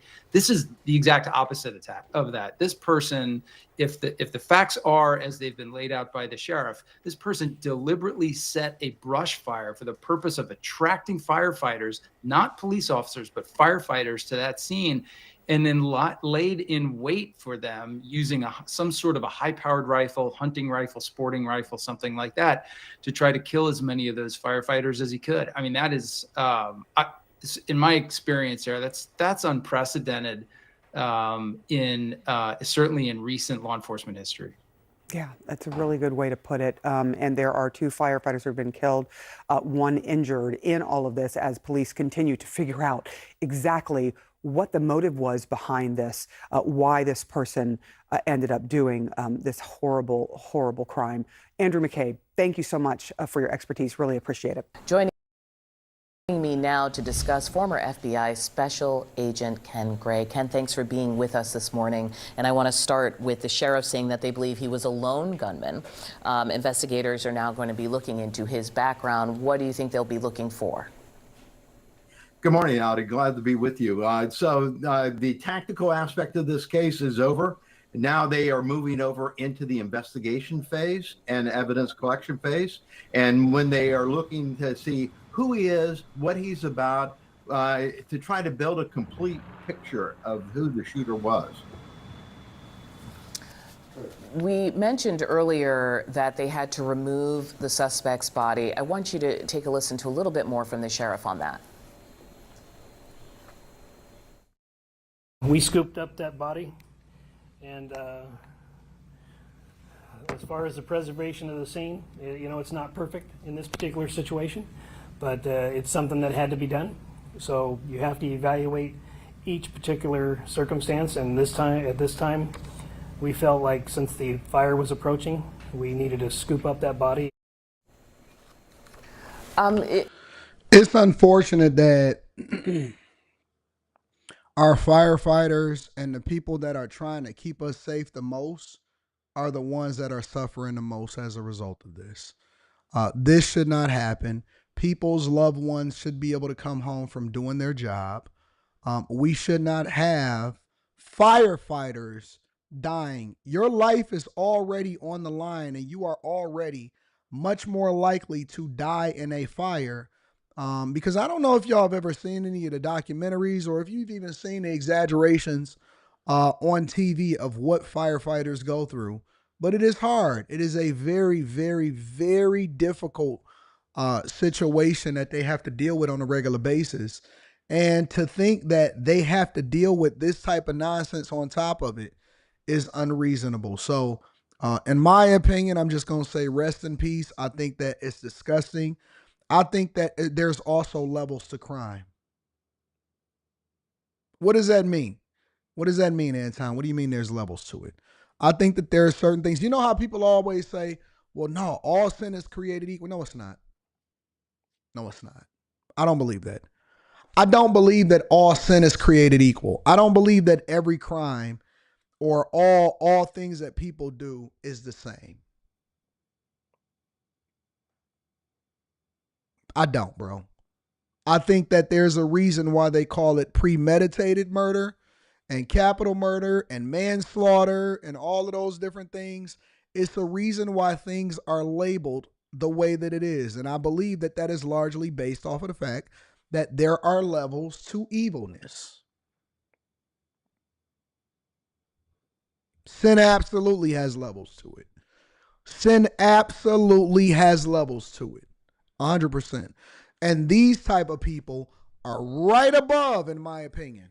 Slightly, not by much, but slightly above people that do things to little kids. To take somebody's father, husband, all of that stuff away from them, and they didn't even do anything wrong except for try to preserve life and try to save lives, or to try to prevent a fire from spreading, or try to prevent somebody's home from burning down, is despicable. It is. It's despicable.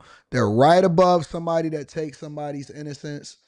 Give me a second. Let me see what's going on. Hello. Hey, how you doing? I got a dental appointment tomorrow at 5. Who set that up? I set that up. I set it up 6 months ago for my cleaning. Tomorrow at 5, huh? Yes, sir. Okay. All right, so let me check my calendar and then I'm gonna call you right back. Okay. All right. Thanks, bye. Oh.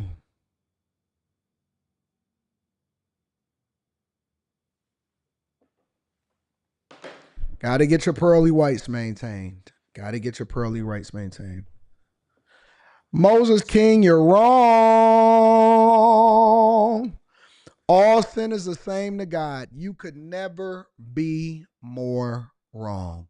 You could never be more wrong. That is a lie. I don't know who told you that.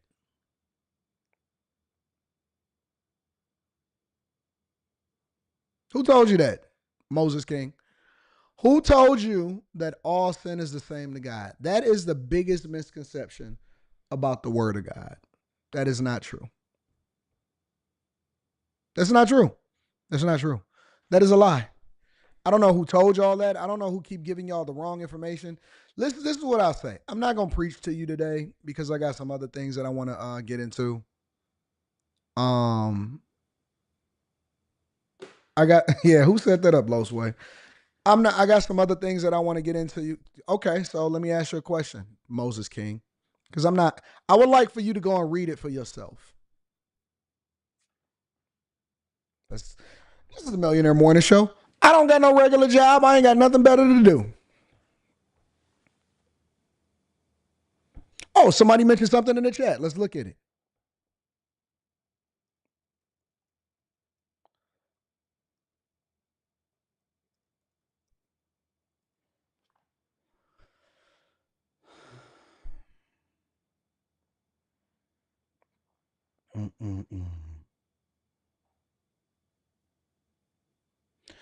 Blasphemy in Matthew 12, 31 and 32. For example, let me go ahead and pull it up. And Mark 3 and 28 through 29.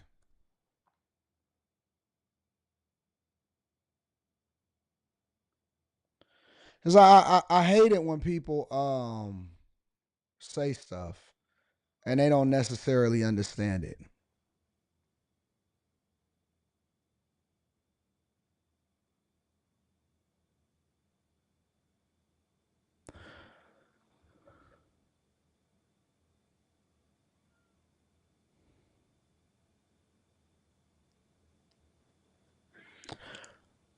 Let me go ahead and pull this up because I hate it when people say certain things and they don't understand the context by which they're saying it. Let's do this. I don't like it. I think that people need to become a lot more before you just say certain things, you gotta become informed, big dog. You can't just say stuff. Specifically, Matthew 31. And wherefore I say unto you, all matter of sin and blasphemy shall be forgiven unto men, but blasphemy against the Holy Ghost shall not be forgiven unto men. And whosoever speaketh the word against the Son of Man, it shall be forgiven him. But whosoever speaketh against the Holy Ghost, it shall not be forgiven him. Neither in this world, neither in the world to come. Specifically. I don't know who told y'all that. Like, and this is just one example, but y'all got to start reading the word for yourself. Stop thinking and stop taking the advice against people or from people that are just saying stuff. Stop thinking and just taking advice from people that just be saying stuff. You got to read it for yourself. And stop just saying, oh no, it says it in the Bible. It doesn't say what you said in the Bible. It says something completely different. It says something completely different. That's not what it says. So I need y'all to start doing your own research, bro. Start doing your own research. It's not the same. It's not the same. All right? So that's just an example. He talks specifically about liars, for example. Right? I'm not going to say nothing. I'm not going to say nothing. Anyways, read it for yourself. This is not Bible study. I'm not going to deep dive into that. I don't want to get into that. Make sure y'all hit a like for the algorithm, subscribe to the channel with turn on your notifications. Let me read a couple of super chats. Cranberry Sweat Water or Cranberry Sweater says, great show, AD. Just wanted to know, what's the craziest thing you've seen or read so far this year? Peace, brother. What's the craziest thing I've seen or read so far this year? Craziest thing I've seen or read so far this year.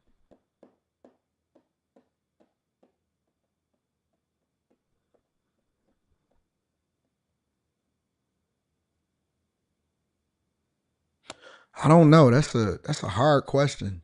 I've seen so much. I think I've become desensitized.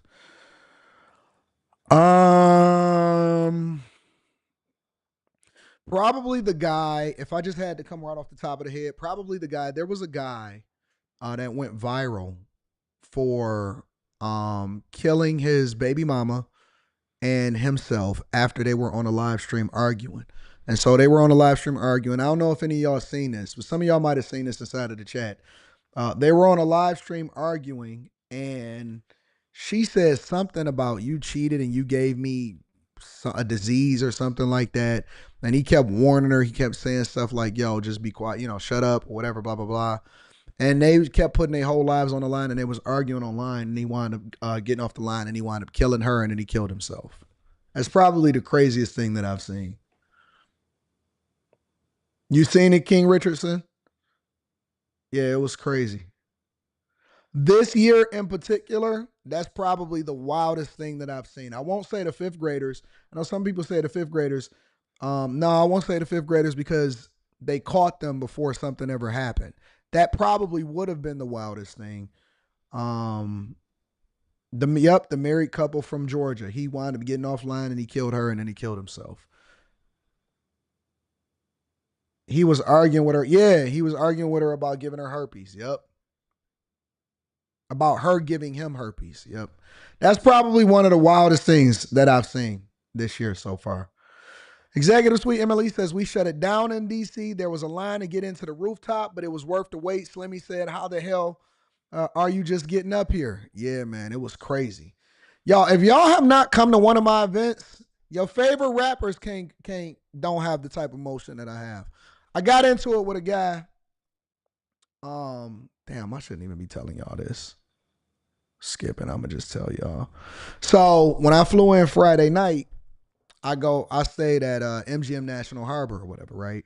So I was already a little upset because they had sold out, but I was supposed to be VIP. So how you gonna give me a regular room and I'm supposed to have the big dog, whatever, right? So I'm getting in, I'm chilling or whatever, and so I fly in on Friday before, after the show or before the show. I forgot if it was before or after the live stream, but anyway, so I go down to shoot some dice because that's what I like to do. I don't shoot dice on the street no more. I only like to shoot it in the casino. So it was a guy down there, or whatever, and I always jump in after somebody rolls out, right? So before it goes over to the next person, then that's when I buy in. That's the courtesy, the courtesy thing to do. So then the guy over there, it was a black guy over there. And so they know me. So they recognize me. The dealer recognized me and the pit boss recognized me. It's like, oh my God, Anton Daniels, I can't believe it. All right, cool. So I bought in for $10,000. And so I put the money on the table. And so the guy over there was like, yo, send the dice. But he had been kind of talking like, who is him? You know, he ain't nobody or whatever. You know, he ain't whatever. Because they knew I was from Detroit or whatever. So they kind of mentioned it. He ain't from here or whatever. And I said, dog, I got more motion in your city than you do. And so we kind of get into a little ego thing or whatever. And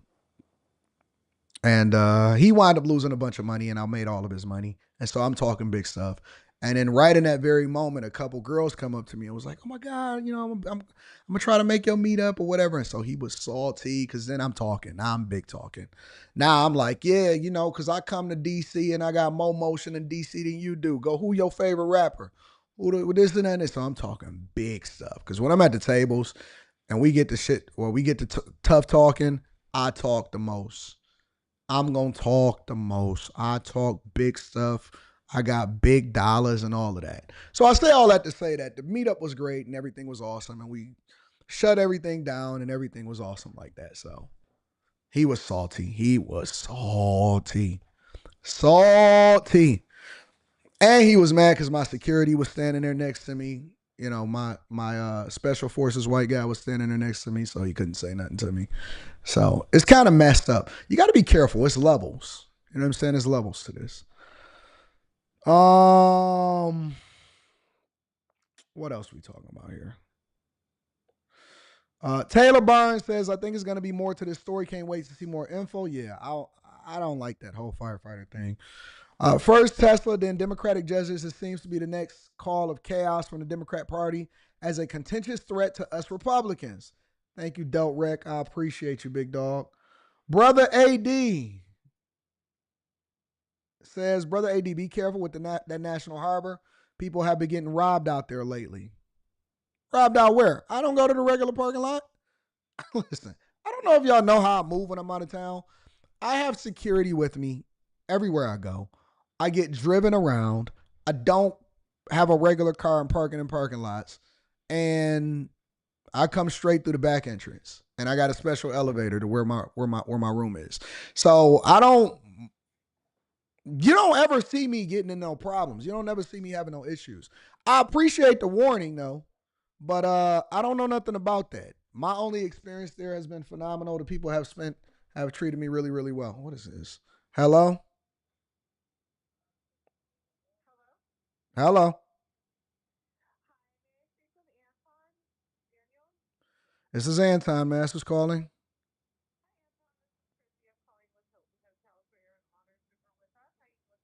I'm doing well.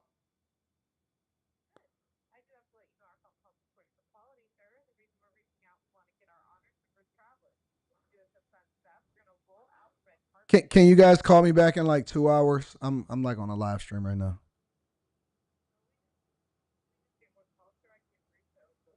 I can't because I'm okay. You're messing up the money, baby. Anyway, somebody said Anton don't think your security can't get got. Here's a fun fact. My security is armed, and you have to actually go through metal detectors and everything to make sure that you're not armed. So I'm not armed. Nobody inside of the casino is armed, but my security is armed because he had a special pass to be able to do so. So if you think that that's what you want to do, listen, I'm not a tough guy. I pay tough guys that are around me. I'm not a tough guy at all, okay? I pay retired tough guys a lot of money in order to keep me and my family safe. So that's some dusty things that people say. If somebody say to me, yeah, I got security, I'm never gonna get on my computer and say things like, yo, but don't think your security can't get got. Somebody that types that inside of the chat, ladies, avoid them in your DMs because that is the dustiest behavior that I've ever seen in my entire life. Please avoid dustiness. That's why I don't make it available. That's exactly the reason why I don't make my meetups available to the general public, and it's still a good vibe. The ladies want to be able to lady. The ladies want to dance. They want to get drinks. They don't want their ass getting felt up on. You know what I'm saying? The fellas want to have a vibe and they want to kick it with the ladies and everybody want to party and we want to have a good time. We don't do dusty behavior. The security is just a part of the measures and the protocol. But that's not how we move. That's exactly why, y'all. That's exactly why I make sure that my bag chasers is safe. That's the reason why I make it a wall for y'all to get over, because I have never had an incident. I've never had a problem. It's always been good vibes and good energy. And we don't want that dusty type of behavior, right? So I don't even think like that. I don't even want that type of element around me. God bless you, though. Don't think your security can't got. What type of nigga go to a party or go to a casino to go fight? That's the dumbest thing that I've ever seen in my life. Boy, we trying to get some box and spend some money and have a good time and regret it in the morning. Because the way your bank account looking when you wake up in the morning ain't the same the way that it was when you went to sleep. Ain't nobody trying to be fighting. You so dusty. Take that dusty nonsense somewhere else, bro. We ain't on that. We about money and having a good time and tricking off in these streets. You know what I'm saying? I'm going to continue to read Super Chat shortly. Let's move over into this Trump tax bill. All right? So, Trump tax bill is popping. What is that? That's for me? Is it unlocked? Hold on one second. One sec.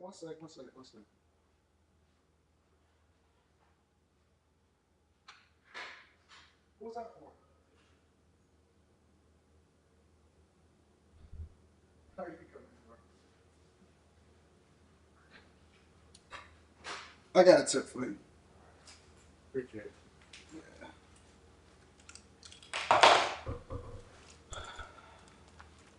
How you feel, big dog? Chilling. Hey, you gotta hand it to me. Thank you, bro. Who ordered? Oh, okay. I see who ordered it. Yeah. I'm gonna give you a 20. There you go, bro. Thank you, bro. Appreciate it. Thank y'all. You know who you are that sent me these teas. Y'all so sweet. So you sent me tea, huh? See, that's the type of energy that we on. We ain't on none of that other stuff. Y'all fighting. I got women sending me tea because they like my voice and they don't want my voice to be messed up. Thank you. I appreciate you. You so sweet. You so sweet sending me tea because you see my voice is out. Aw.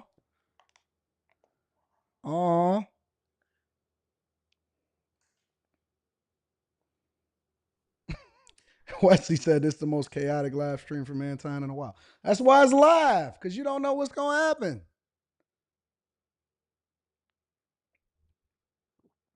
This is good, too. What type of tea is this? I appreciate you. I really do appreciate you. They love us. They love Anton Daniels. I ain't about trying to be fighting with you. Thank you for the tea, for my voice, and because y'all love me. All right. Let's continue on with the show. So Trump's tax bill, ladies and gentlemen. Trump's tax bill. Let's get into it. It's a big deal. And apparently, Democrats are still a little salty about the fact that Trump is winning. Make sure y'all hit a like for the algorithm. Subscribe to the channel and turn on your notifications. I don't know if we want to do that one or we want to do this one. Let's get into this one first. A live look in our nation's capital at the Senate floor where lawmakers are working through. Somebody said, get somebody to test the drink. Well, listen, everybody don't have my address to my studio. So I know that the people that's sending it to me and the name that's on it, I know that they actually got my best interest at heart. So come on, man. Let's get it together, y'all. Tonight, as Republicans try to pass the president's so-called big, beautiful bill. Tonight, the Senate voted to advance the bill after meeting for hours. Democrats now asking for the entire bill to be read which is happening right now. Tonight's vote is just one step in a lengthy process. The final passage of the bill not expected now for a couple days. It could. Let me tell y'all how petty Democrats are. Everybody, first of all, everybody don't have the address to my studio, so, you can't just send me stuff and I can see the person that actually sent it to me. But this is how petty Democrats are. They requested that. Now, we all know that every last one of these Democrats are going to vote no on Trump's tax bill. All right? They so dusty and so evil. These people are the dumbest, evil, petty people I've ever seen in my entire life. That they requested that the entire bill, they didn't have their own people read it. They got it ahead of time. They never planned on voting for it. But they said that they're going to basically have somebody spend 16 hours reading the entire bill and wasting everybody's time when that's something that they could have did themselves and could have had they staffers do for them. All of them got staffers. All of them got people that work for them. All of them got AI. And they going to literally sit there and read it for 16 hours. And they never still planned on voting for it in the first place.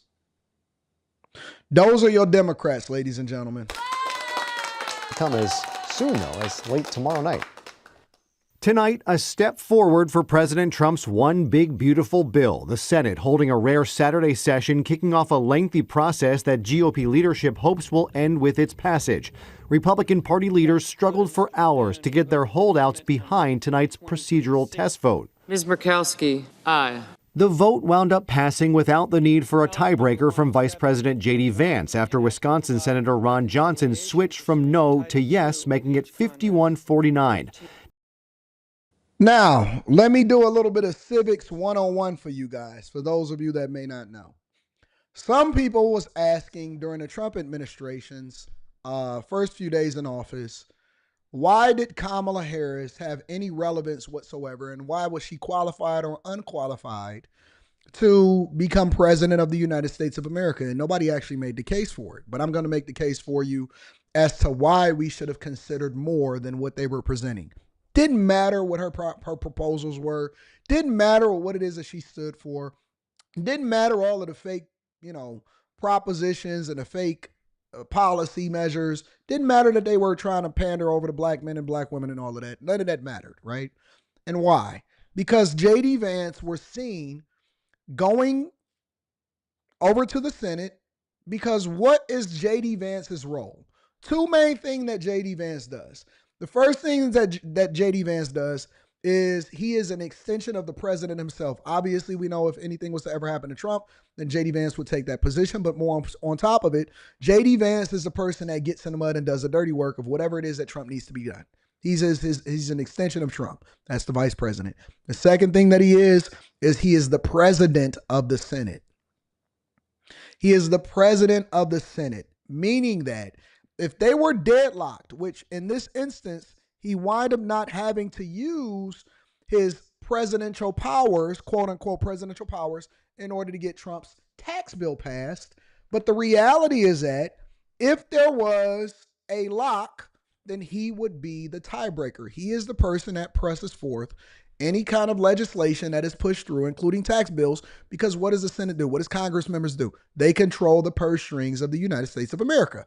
So all of these years and all 4 years that you've seen things happen inside of the White House and you've seen things come over to Biden's desk, Kamala Harris is the president or was the president of the Senate, and she was one of the biggest tie-breaking votes of all time. She pressed through all of the legislation that was being debated inside of Congress because she is the president of the Senate. A lot of people do not know that. A lot of people don't understand how important the role is of the vice president, which is one of the reasons why Trump did a very, very, very masterful job of vetting more effectively. He learned from the first term of Mike Pence, right? Everybody forgetting about Mike Pence all of a sudden. But he did a much more masterful job of finding the right person to be his vice president of the United States of America. And the vice president is the president of the Senate, okay? So for all of you that did not know that, and it's okay not to know because A lot of times we wasn't necessarily paying attention in school, and we may not even learn that in school.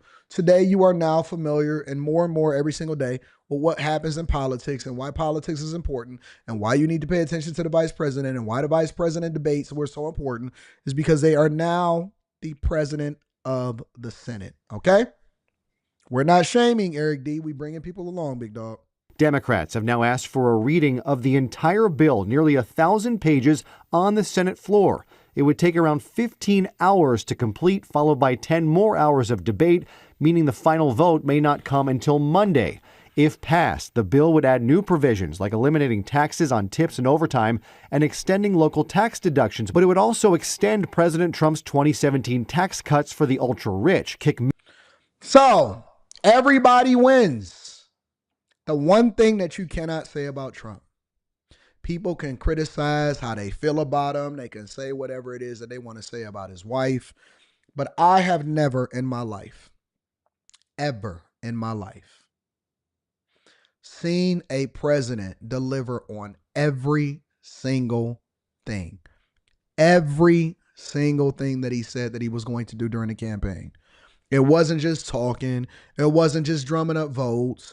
No tax on tips. No tax on overtime. It's a real thing. A lot of people not familiar with that. Trump cares more about the middle class than any other president, in my opinion, before him. No tax on tips and no tax on overtime. It's a real thing.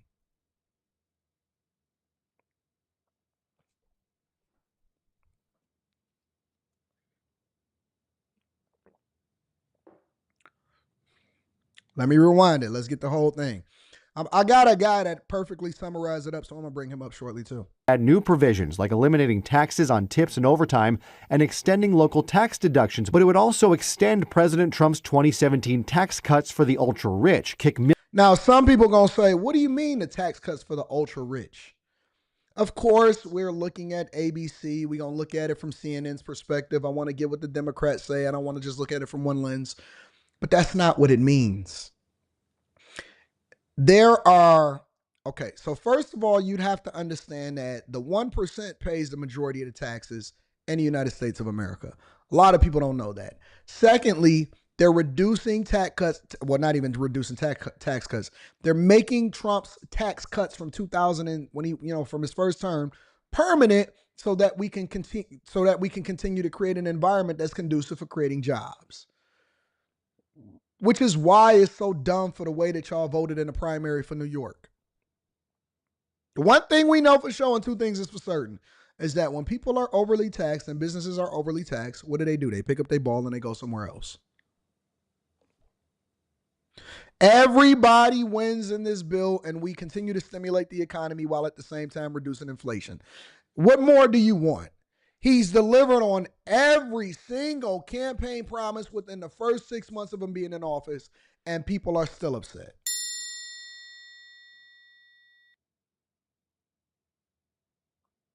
Millions off Medicaid and food assistance for poor children and balloon the deficit.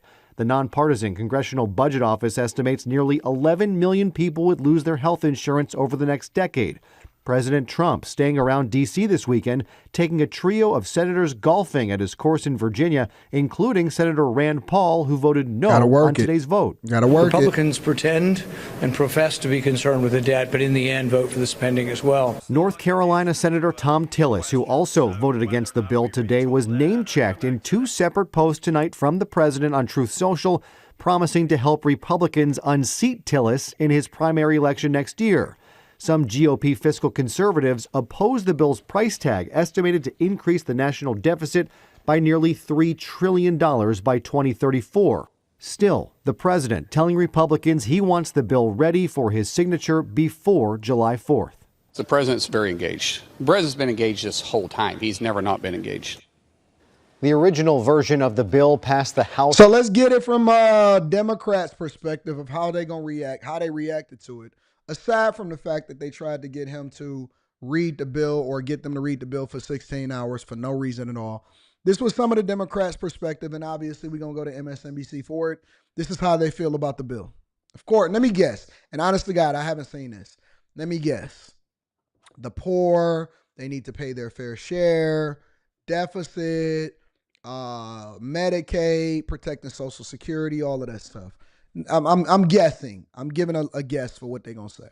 Joining me right now, we have Senator Amy Klobuchar, Democrat from Minnesota. Senator, I'm so glad you're here, and I know, ma'am, that you have a 3:20 p.m. Speaking on the floor, so we're going to get going right now for you. What is happening on the floor right now? And with the full text of the bill, only released overnight, do your Senate colleagues really know what's in it? That would be, it is 900 plus pages, so don't think so. But what we do know from some immediate analysis, which Senator Schumer was just discussing on the floor, it actually has more Medicaid cuts. Yet so many of our colleagues, Senator Hawley has said that it's immoral to cut Medicaid and to throw 16 million people off of their health care. Well, this has more Medicaid cuts, and it adds to the debt of a grand old amount of $4 trillion. This is bad for the American people. It is horrendous when it comes for helping the wealthiest and then trying to do everything to give them more tax cuts and hurt everyone else. And analysis after analysis have shown that. So this is what I consider a big, beautiful betrayal. Food assistance cut, people thrown off their health care, and of course adding $1 trillion of debt, which is going to make hard to get mortgages. All kinds of things are problematic with this bill. Are your colleagues on the other side of the aisle paying any attention to the public sentiment around this? You've just said there are more cuts in Medicaid than that which they received from the House. It's going in the wrong direction, it seems. Well, it is, and you just even one of your competitors, Fox News poll, showed that 60% of people hate this bill. It is 2-1 against this bill, and the more they hear about it, the more they don't like. People want to see their costs go down. They want to see their costs go down on groceries. They want to see their costs go down on health care. They want to be able to afford a mortgage. Every single thing that she said that people want to see is exactly what people have been experiencing. Prices are lower, gas is lower, groceries is lower, eggs is lower, energy is lower. Inflation is down. We're waiting on the Fed to actually reduce the interest rate so we can spur more economic activity when it comes to buying mortgages. So basically, they just gaslighting y'all. At this point, they're mad. They're bothered. Trump has won so much, even when it came to birthright citizenship. Do we need to address the whole birthright citizenship conversation? Trump has been winning so much that these people are evil, angry, and mad. But I always like to get it from both sides, so we're going to let them get their stuff off. And everything about this bill makes their costs go up. It is completely polar opposite of what people want. And then we just heard from my colleague Sahil that Tom Tillis is a no on the procedural vote, no on an official bill. So do you think there are enough defectors to kill this bill?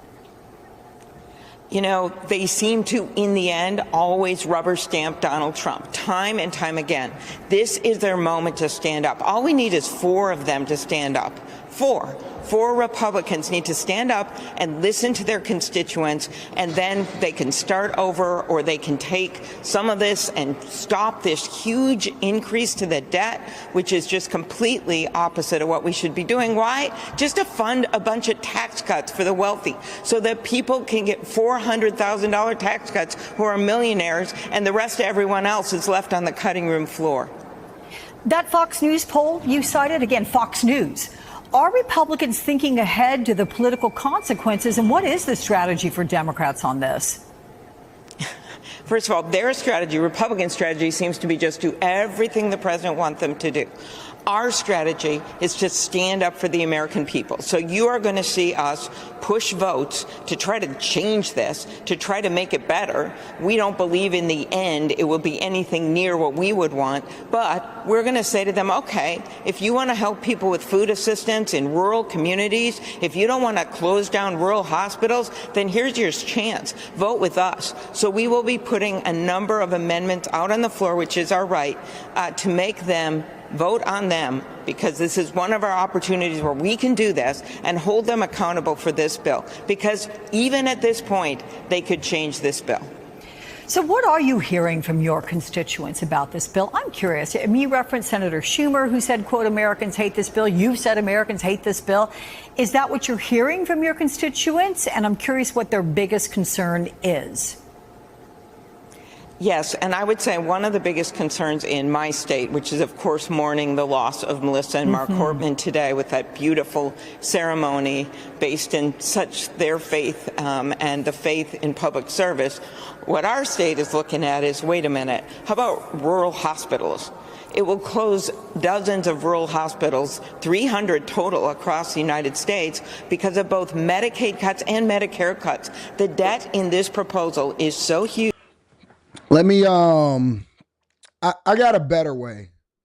Because, I wanted to get the general sentiment of what Democrats were saying and why they every last one of them voted no. But there is a guy that I think that probably can explain this a lot better. I think he summarized it beautifully. Trump's big, beautiful bill. Finally read it, let's talk about it. First, it extended the Tax Cuts and Jobs Act, which avoided a 22% price hike, equivalent to $1,700 on the average American family. Next, it made the double standard deduction permanent, made the child tax credit permanent, and increased it to $2,500. I think it should be higher, but I love that. Doubled estate tax exemption, which is approximately $15 million, is also permanent, helping family-owned farms as well as businesses. Then we get to the specific campaign promises that people are like, where are they? Okay, no tax on tips, no tax on overtime, as well as tax deduction. I'm going to be honest with y'all. I did not expect the no tax on tips thing. I didn't know if the no tax on tips or the no tax on overtime would pass in this particular bill. I was thinking that it was something that would probably come into fruition next year before the midterms, but I just couldn't believe that they actually trying to put no tax on tips and no tax on overtime, and that he's actually delivering on that campaign promise this year within 6 months of him already taking office. But again, let me go ahead and give you the rest of the summary. For buying an American-made vehicle. There's also a new deduction for seniors receiving Social Security, which could be up to $450 each per year. Additionally, and this is a big one, they increased the small business deduction from 20 to 23%. This is going to be a huge economic boom for entrepreneurs, small business owners. So he's helping small business, helping regular workers every single day, and allowing y'all to keep more of y'all money inside of y'all pocket. Now for businesses, they can fully deduct the cost of equipment to build factories in the U.S. This is projected to increase economic growth by $284 billion. Research and development done in the U.S. can be fully deducted in year one versus a 5-year amortization period. And opportunity zones are expanded, bringing $100 billion to distressed communities, mostly rural, over the next decade. You can also give your kids $1,000 tax-free before they're 18 to go into the stock market that can be withdrawn tax-free for education, starting a business, or buying your first home. Additionally, the health savings account limit is doubled to $17,000 that you can use tax-free for medical expenses. 1099-K forms do not need to be filed under $20,000 now versus... If you guys are not getting rich, if after 4 years of Trump being in office the second time, whether you're a regular worker, whether you're a business owner, whether you are a person that is investing in stocks, whether you want to continue to increase your business, whether you are putting more money in your HSAs or your 401ks or putting money up for your children or anything like that, you have so many more vehicles of investment. You have so much more opportunity to get rich. You have so much more opportunity to put yourself amongst the elite and in the top 1%. If you do not get rich during this time, and I've been saying it, during this unprecedented time in the United States of America, if you're spending all of your money paying off interest, if you do not pay off your student loans, if you still have a whole lot of credit card debt at the end of these 4 years, then I don't know what else to tell you. There is no other way for you to be able to make it and get rich inside of the United States of America. You should literally be in the positive at the very least as far as your net worth, have zero debt, and be on your way to being able to create a great life for you and your family. It's no way. If you're okay, so let's look at it from a very, very basic perspective. They pass this in. You have no tax on tips, no tax on overtime. I can't wait.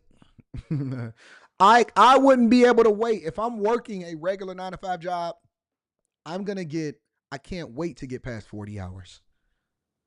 I can't wait to get past 40 hours. Not only are you going to get time and a half, double time, triple time, depending on if it's a holiday or something, you're going to keep all of that money in your pocket. All of the money that you make over 40 hours, you can literally leverage that. Bro, do you know how much I would be working every week past 40 hours? I would be trying to get my 40 hours in on the first 2 days. They would be, Anton, it's only 4 more hours. You can't work 20 hours both days. Hell, I can't. Hell, I can't. Hell, I can't. I will be, man, if you 20, 21, 22, 30, whatever, bro. You got the opportunity of a lifetime. It's no excuses at this point. 600 to reduce paperwork, and now scholarships are considered write-offs under charitable giving.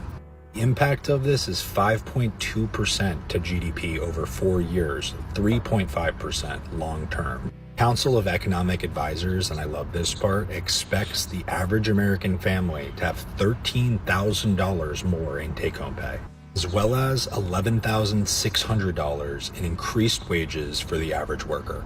DBO says that it's going to add $3.8 trillion of debt due to decreased revenue. But as we saw last time, revenue tax receipts went up.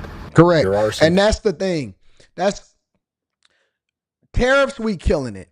Absolutely running up a bag.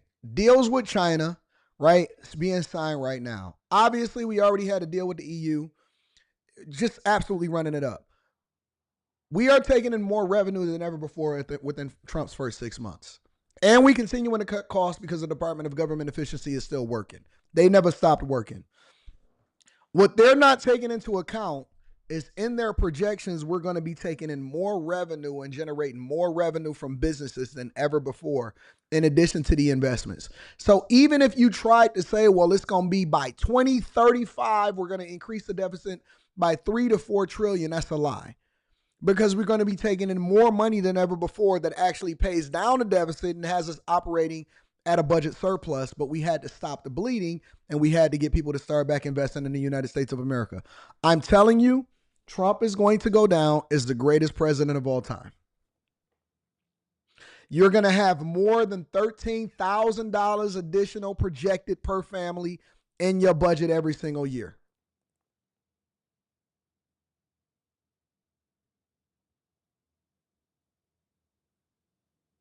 I'm sorry, Ghost. I don't talk to people with no profile photo. You could be jerking off inside of your mother's basement. I don't entertain that. I'm sorry. You're going to actually have to be a real person in order for me to talk to you. That's just my personal rule. It doesn't mean that you can't chat. Doesn't mean that you can't say what you want to say inside of the chat. I don't deal with people that don't have a profile photo. And so I don't think you're real. I think you jerk off inside of socks in your mother's basement unless you have a profile photo. I'm sorry. Pay for cuts to Medicare, mainly work requirements Eric D, starting you in should be 2026, as well as cuts to SNAP. $500 billion of Biden-era green energy tax cuts are taken away. There's also increased taxes on universities up to 21%, basically a corporation. And then, of course, there are the hundreds of billions of dollars from tariffs. Depends on how much you think are going to stay on, but safely, hundreds of billions of dollars. So wait and see, right? Biden left us with a $1.8 trillion deficit. If we get growth kicked off and rolling over the next 3-4 years, and the debt, at least the deficit, I know, we can cut Rhonda. it down close to $1 trillion, that would be outstanding. I'm pleasantly surprised that Trump even added new good ideas, but kept all of his campaign promises. And that's the part that's unprecedented. I will say this. Somebody also said this inside of the chat. Make sure you hit a like for the algorithm, subscribe to the channel, and turn on your notifications. I will say this, that during Trump's first term, I really killed it. I was a liberal. Liberal Anton was not a good, not I was conflicted. I was conflicted. We all reviewed the video together right here on this platform. I couldn't believe that I was that I had voted for somebody different, that I had been voting for Democrats all up to this time. But to be fair, I have to blame it on my upbringing because we was all taught to vote Democrat, and I had to get off the Democrat plantation. And to also be fair, Democrats weren't as liberal as they are today. But what really put the nail in the coffin for me is how well Trump governed in his first term, despite all of the opposition and not having all three branches of government in his favor. That's what really did it for me, honestly. It was that. And I killed it. During Trump's first term, that was when I really took off. I was doing well before that, but I was still in my phase where I was still staying down for 10 years. But I was doing well before that. I was doing okay. I was doing really well. And then once Trump got in office, it was almost like the floodgates just opened for me. And I generated so much business revenue, so much money during Trump's first term. And I was like, yeah, I'm rolling. I'm rolling. If you can empower me to make more money for my family, then I'm rolling. Let me give a shout out to Rita. I have to give a shout out to Rita for sending me this tea and making sure that I'm good. I appreciate you. You are the greatest of all time. You hold me down no matter what. No matter how crazy I am, you like, yep, just keep on being crazy. Let me send you this tea. So shout out to Rita. I appreciate you for the teas. Rita be using aliases, so I had to double check to make sure that it was her. Shout out to you. Appreciate y'all. If y'all have never had an opportunity to meet her, y'all should have came to the meetup. If y'all didn't have an opportunity to meet her, y'all should have came to the meetup. Very, very, very, very good vibes. Let me read some of these super chats, and then we're going to continue on with the show.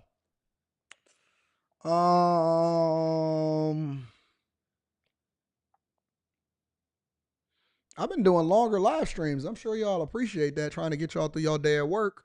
What up, Tom Dog? Just stopping by to show love. Shout out to 850 Last King. I appreciate you, big dog. Thank you for the 20 balls. 25 ball. I appreciate you, bro.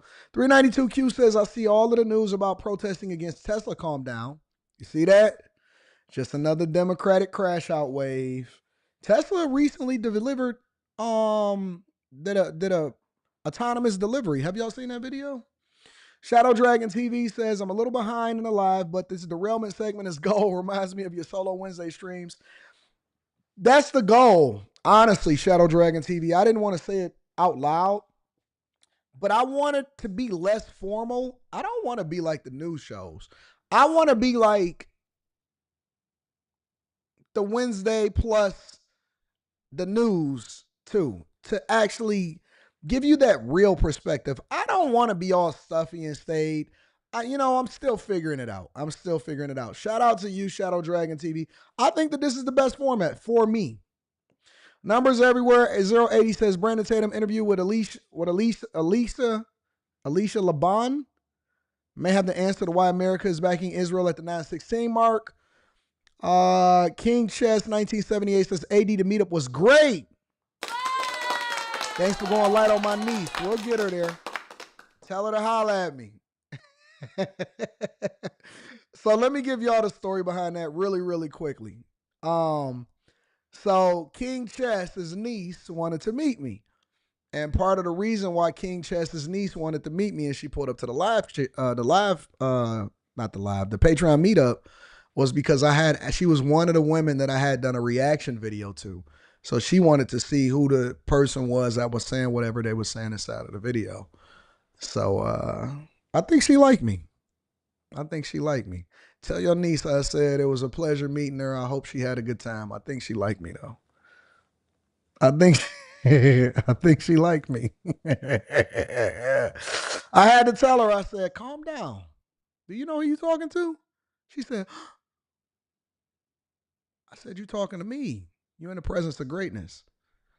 I told her. Shout out to my dog, B Hunter. I appreciate you, big dog. Thank you. Thank you, thank you, thank you. Casual Germ in the building says, people going to get enough of overestimating top flight security. You going to jail now? You going to jail now. You're going to jail now.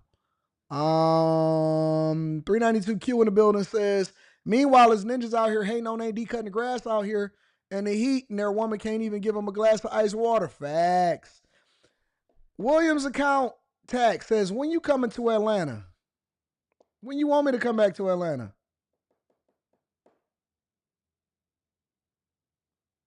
When you want me to come to Atlanta? Y'all tell me where y'all want me to come next. Let me read the rest of these super chats.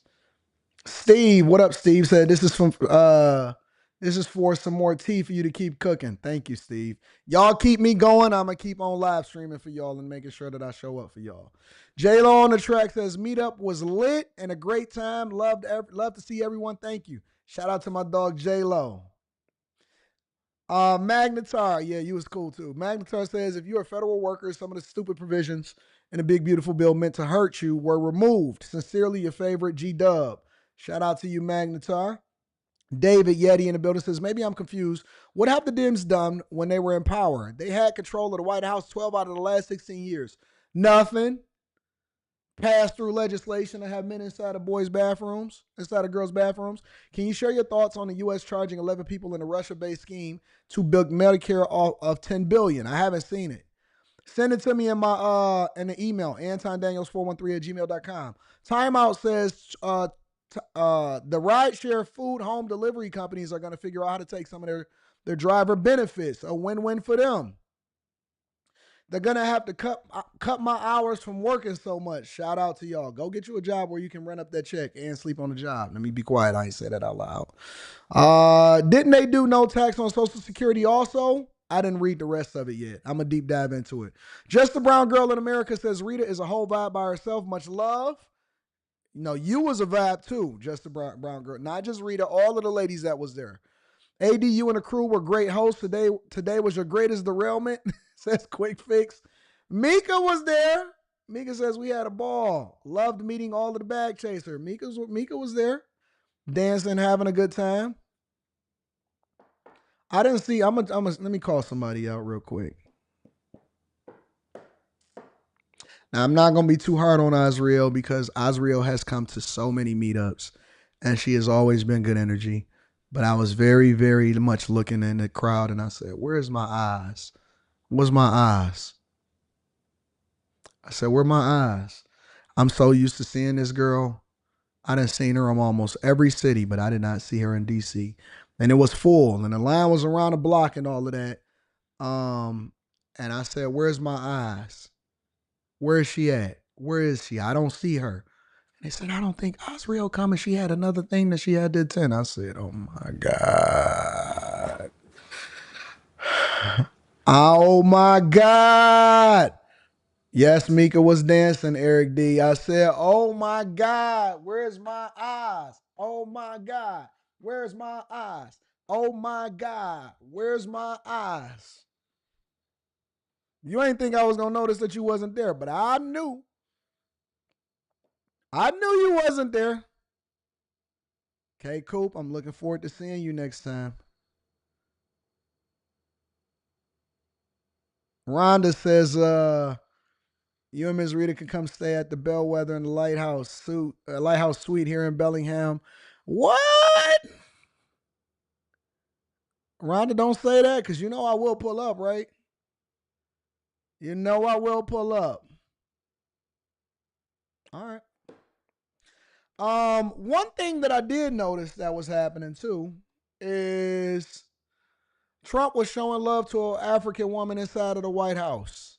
Check it out. Make sure y'all hit a like for the algorithm, subscribe to the channel, and turn on your notifications. Let's rock, y'all. I spoke with the people on the street. I spoke with youth. They know your name. They know that our president named President Trump is working hard to finally bring peace to the country. I saw hope. They have hope now for a better day in Congo.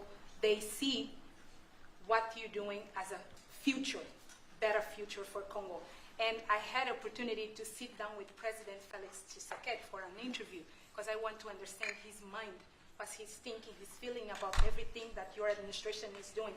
And he told me firsthand that for many years, many American presidents overlooked this conflict. They didn't do nothing. Even myself, I covered President Biden's administration. I pressed many times about this conflict. People are dying in Congo. This country has so much potential, but they need help because this war is destroying the country. Right. They never gave me any answer. And he told me, President Tshisekedi, that you have no idea, he's very thankful for what you're doing, for what your administration is doing. Not only him, the entire Congolese people. They see that finally they will have hope. And President Tshisekedi also mentioned at the end of my interview that when peace finally comes to the Democratic Republic of the Congo, he's thinking to nominate you as a Nobel Prize Peace because he... So let me say this, y'all. Let me say this 1 second. I'm going to edit this and I'm going to turn up to her audio on her particular part.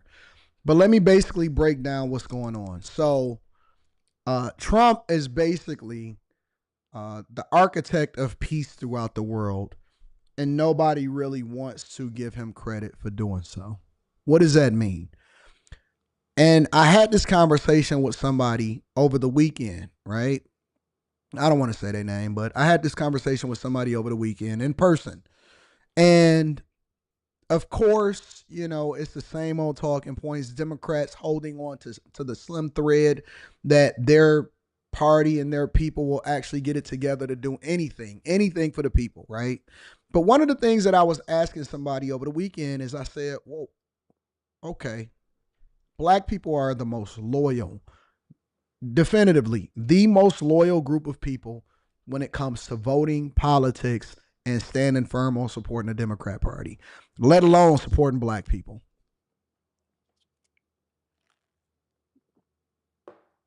Even when those black people destroy your cities, they destroy your neighborhoods, they say that men can go in your bathrooms, they tell you that you don't matter, they overtax you, they remove the police when the police are needed when it comes to making sure that your children are safe walking to and from school.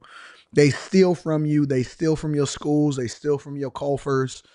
They absolutely create food deserts, and they tell y'all to burn down your own cities. This is just the honest to God truth. Now, this is one of the rare conversations where we have to separate black from American. And the reason that I say that is because I've even said it on multiple different live streams that I don't understand why y'all so emotionally invested if it's not just about the funds and the resources that the United States of America is providing to Russia and Ukraine when it comes to this Russian-Ukraine war, and which is one of the reasons why we did a mineral rights deal to try to claw back some of that revenue. If it's not about the finances, why the fuck y'all care? I'm sorry, Ash. Why the hell y'all care about what's happening in Russia and Ukraine? If it's not about the finances and resources to ensure that we don't ultimately get into another war and we don't have any troops on the ground and that we get all of our resources out of this whole conflict between Israel and Iran, why do y'all care so much about Israel and Iran? That's one of the things I always asked. I always said, why are we so loyal to Israel? Because my biggest thing is I don't necessarily care as much. Don't mean I don't want world peace. But if we're not actually doing something to benefit us, why would we be in it if we got some stuff to solve on our own soil? Now, I say that to say this, because a part of that conversation that I've been having is, well, if we care so much about world peace, which I don't believe, and remember that the war between Ukraine and Russia started during the Biden administration. That's not something that Trump is responsible for. I am expecting for him to solve for that and to help solve for that because that was one of his campaign promises, even though he's doing so much for them. But let's be clear, that happened under the Biden administration. So when I was asking these questions, it was largely tied to that Democratic administration that was overseeing funding things that was happening that had nothing to do with American interests. Because it had nothing to do with world peace. If it had something to do with world peace, you would have seen this woman who just told Trump that one of the things, as the only African White House correspondent, as the only person that has access to the press pool in the White House from the African perspective, If it was about world peace, then why did they turn a deaf ear to her when she was saying, hey, listen, we need to solve for what's going on over in the Congo. We need to solve for what's happening going over there in Sudan. We need to solve for what's happening in Rwanda. We need to solve for what's happening all across the world, right? And what she's basically doing is she's thanking Trump within his first 6 months of being in office for being an architect of peace and making sure that he played a significant role. Didn't put troops on the ground, didn't make sure that he funded no wars. But now you have peace, a ceasefire and peace between the Congo and Rwanda. No black president, including Barack Obama himself, including Kamala Harris herself, has never even spoken about anything that happened in an overseas. See, you didn't even see Trump make a press conference to give himself no credit for this. This is her giving him credit. Let's be for real. Let's remove the bias, because I know that there's a war happening between black Americans and immigrants that come over instead of the United States of America. But this don't have anything to do with black immigrants coming over to the United States of America. This is about world peace.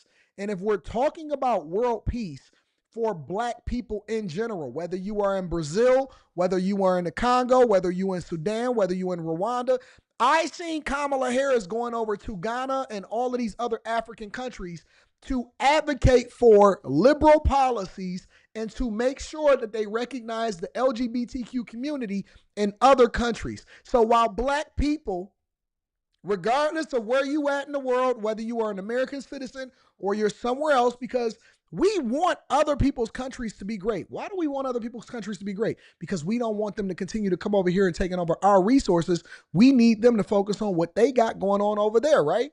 And so when we talk about Democrats, and I don't understand the black people's loyalty to Democrats, I don't understand that, because nowhere have you ever seen them. She just literally told on the Biden administration and said, listen, they turned a blind ear to me. They don't want to hear nothing about what's going over in Africa, the Congo, none of these places. But within the first 6 months, even things that wasn't promised from a campaign perspective, now you have Rwanda and the Congo having peace. They never was addressing the mass genocide that's happening in these other countries. Trump doing more for black people, whether you in or outside of the United States of America, than any of your black constituents and your representatives and your legislators that just go on TikTok. Tell me, what has Jasmine Crockett done for black people, and then you can shut me up.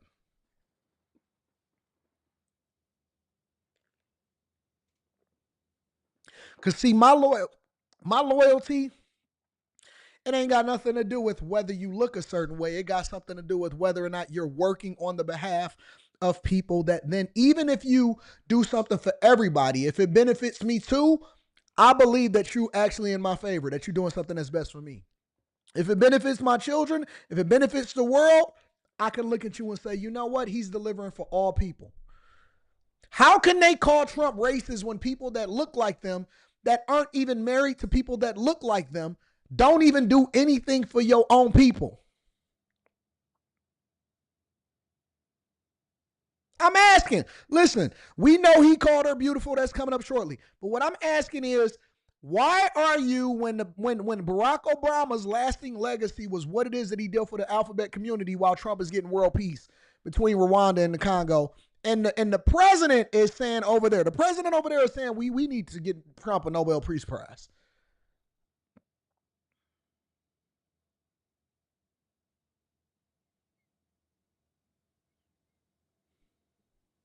How come y'all don't hold your own people to a standard? What is Jasmine Crockett doing except for insulting Trump's wife? What has she done? Tell me. Somebody give me anything that she's done that has been successful for black people or her community.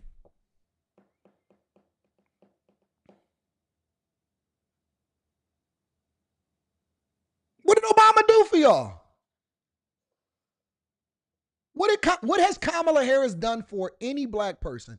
Her entire career has been spent getting a check from the American people. What has she done for you? Tell me one thing that she's done for you. As the president of the Senate that cast a tie-breaking vote for the majority of all of these legislation that's being passed through, or the budgets that's being passed through, what has she done for you?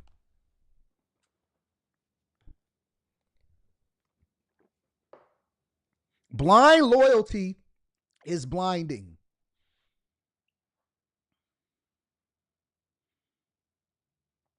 Blind loyalty is blinding. It doesn't serve you.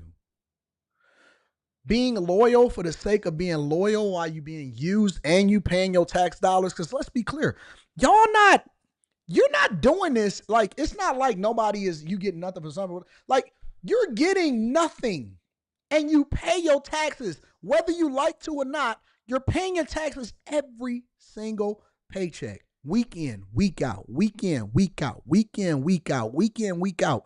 You are paying these people. They represent you. They are giving you nothing. Nothing. And then they'll sit there and call Trump racist.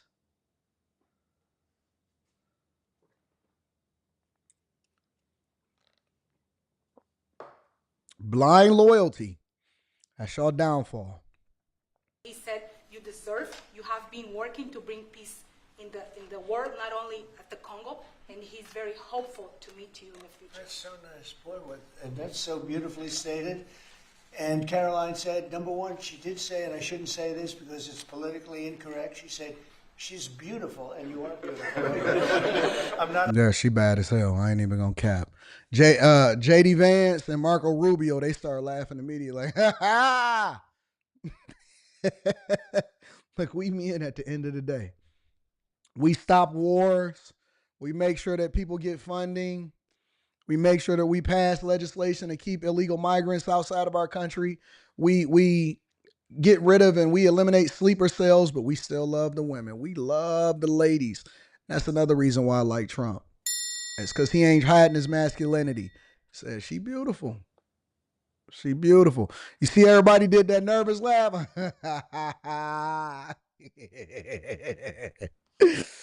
She is. She fine as hell. I ain't even gonna cap. She bad.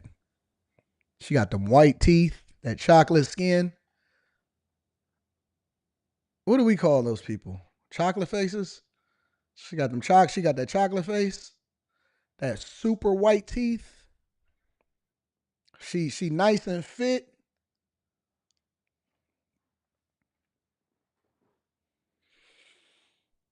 Watch JD Vance and Marco Rubio. Politically incorrect. She said, "She's beautiful, and you are beautiful." I'm not allowed to. She bad as hell, though, ain't she? She bad as hell. Say that, that could be the end of my political career, but I'll say it anyway. But you are beautiful, and you're beautiful inside. So I wish I had more reporters like you. You covered Africa for a long time? Yes, for over 10 years. Wow. I covered even your first administration. Yes, I know that. That's great. I'm saying, though, listen, y'all got a superpower that y'all don't know that y'all got, and I don't know what's going on, but our eyes work. Our eyes still work. What we got going on now? What we got going on? What all did we cover today? Let me read the super chats shortly. We covered, let me see. Told y'all about being consistent. The neighbors, Antoine Massey, police officer in a drug raid. That pissed me off right there. Police officer, the Idaho gunman, Trump tax bill, Trump and a reporter. Am I missing something? Am I missing something?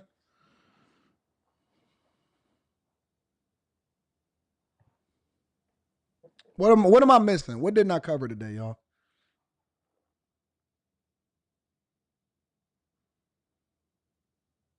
What didn't I cover today? Make sure I got everything. Get her on a black couch. I don't want to mess up our White House correspondence. What am I missing today?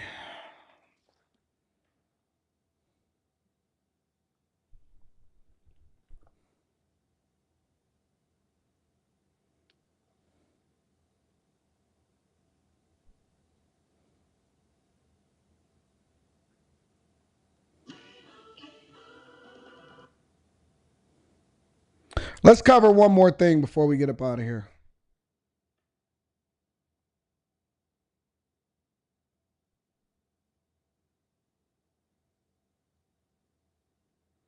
Oh, okay. Wait a minute. There's one thing that I didn't cover.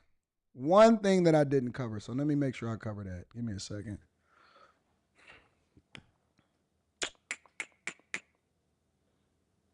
One thing that I didn't cover. I want to make sure I cover that. I got you. Can't let any ounce of news get out of my purview. All right.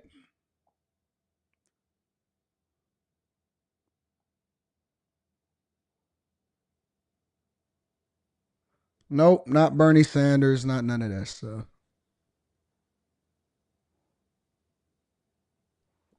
Why is that not updating? Give me a second. There's one thing, one more thing that I wanted to cover.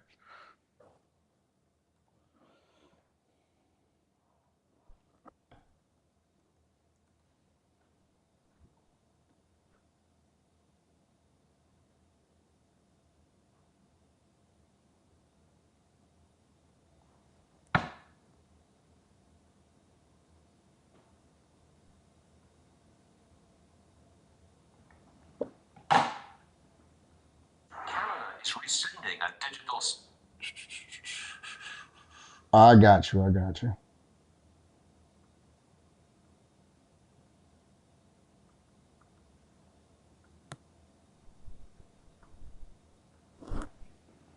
Canada. I want to go over to Canada. And the reason that I want to go over to Canada is because Canada is stupid right now. And the reason that Canada is stupid is because Trump had to suspend their trade talks because Canada didn't want to play ball. All right, so we're going to spend 10 minutes covering this. I want to make sure that I address this because this is important. All right, so obviously we know that Mark Carney is the new Canadian Prime Minister, recently replaced Justin Trudeau. Mark Carney is a worse version of Justin Trudeau in that he's super liberal. So Canada rejected to go over to conservative and to actually align with capitalistic policy, but instead they move further into socialism, right? And obviously we know that there's tariffs that is being levied against other countries, and Trump recently signed a deal with China, all right? So they have a deal with several other countries, including China in principle. The biggest thing that people were trying to say was that Trump would never win a trade war. Well, he has won it, and he's still getting tariffs, and he signed a deal with China in principle. But Canada said, we're going to take our chips off the table over the weekend, but now they're trying to restart the talks, and this is how it played out. Make sure y'all hit a like for the algorithm, subscribe to the channel, and turn on your notifications. Canada is rescinding a digital services tax on America's big tech. Economist John Lonsk with me. Do you think the US and Canada will reach a trade agreement very soon? Because they rescinded this tax after President Trump threatened big-time tariffs. Yeah, they responded, I guess, in the way Trump was hoping for. However, the problem remains. I think the Canadian trade negotiators pointed out that they are going to take their time reaching an agreement with the United States. So they're in no big hurry. You know, after all, I mean, I find it hard to believe because right now, I think aluminum exports from Canada to the United States are being hit with a tariff of about 50%. I believe it's a very stiff, high tariff, but that's got to be hurting a lot of U.S. users of aluminum product, you know. But on the other hand, I mean, isn't there this deadline? I think it's July the 9th, isn't it? Mm-hmm. If they don't meet the deadline, if the Canadians don't, Trump will just put more taxes on them, more tariffs on them. And I'm pretty sure that that's going to make some users of Canadian exports in the United States quite angry. They're going to put up. Remember when Canada said that they wasn't going to use like American stuff, and the grocery stores or the liquor company was trying to remove all of the stuff from the shelves, and nobody gave a fuck? I mean, nobody cared. Ash, I'm working on it. I promise you, big dog, I'm working on it. And nobody cared because nobody was affected. Not any company was affected as a result of it. I think that of all of the countries, maybe save for Mexico, right? And Mexico has one up on Canada because Mexico tends to get more tourism because Mexico has better weather than Canada.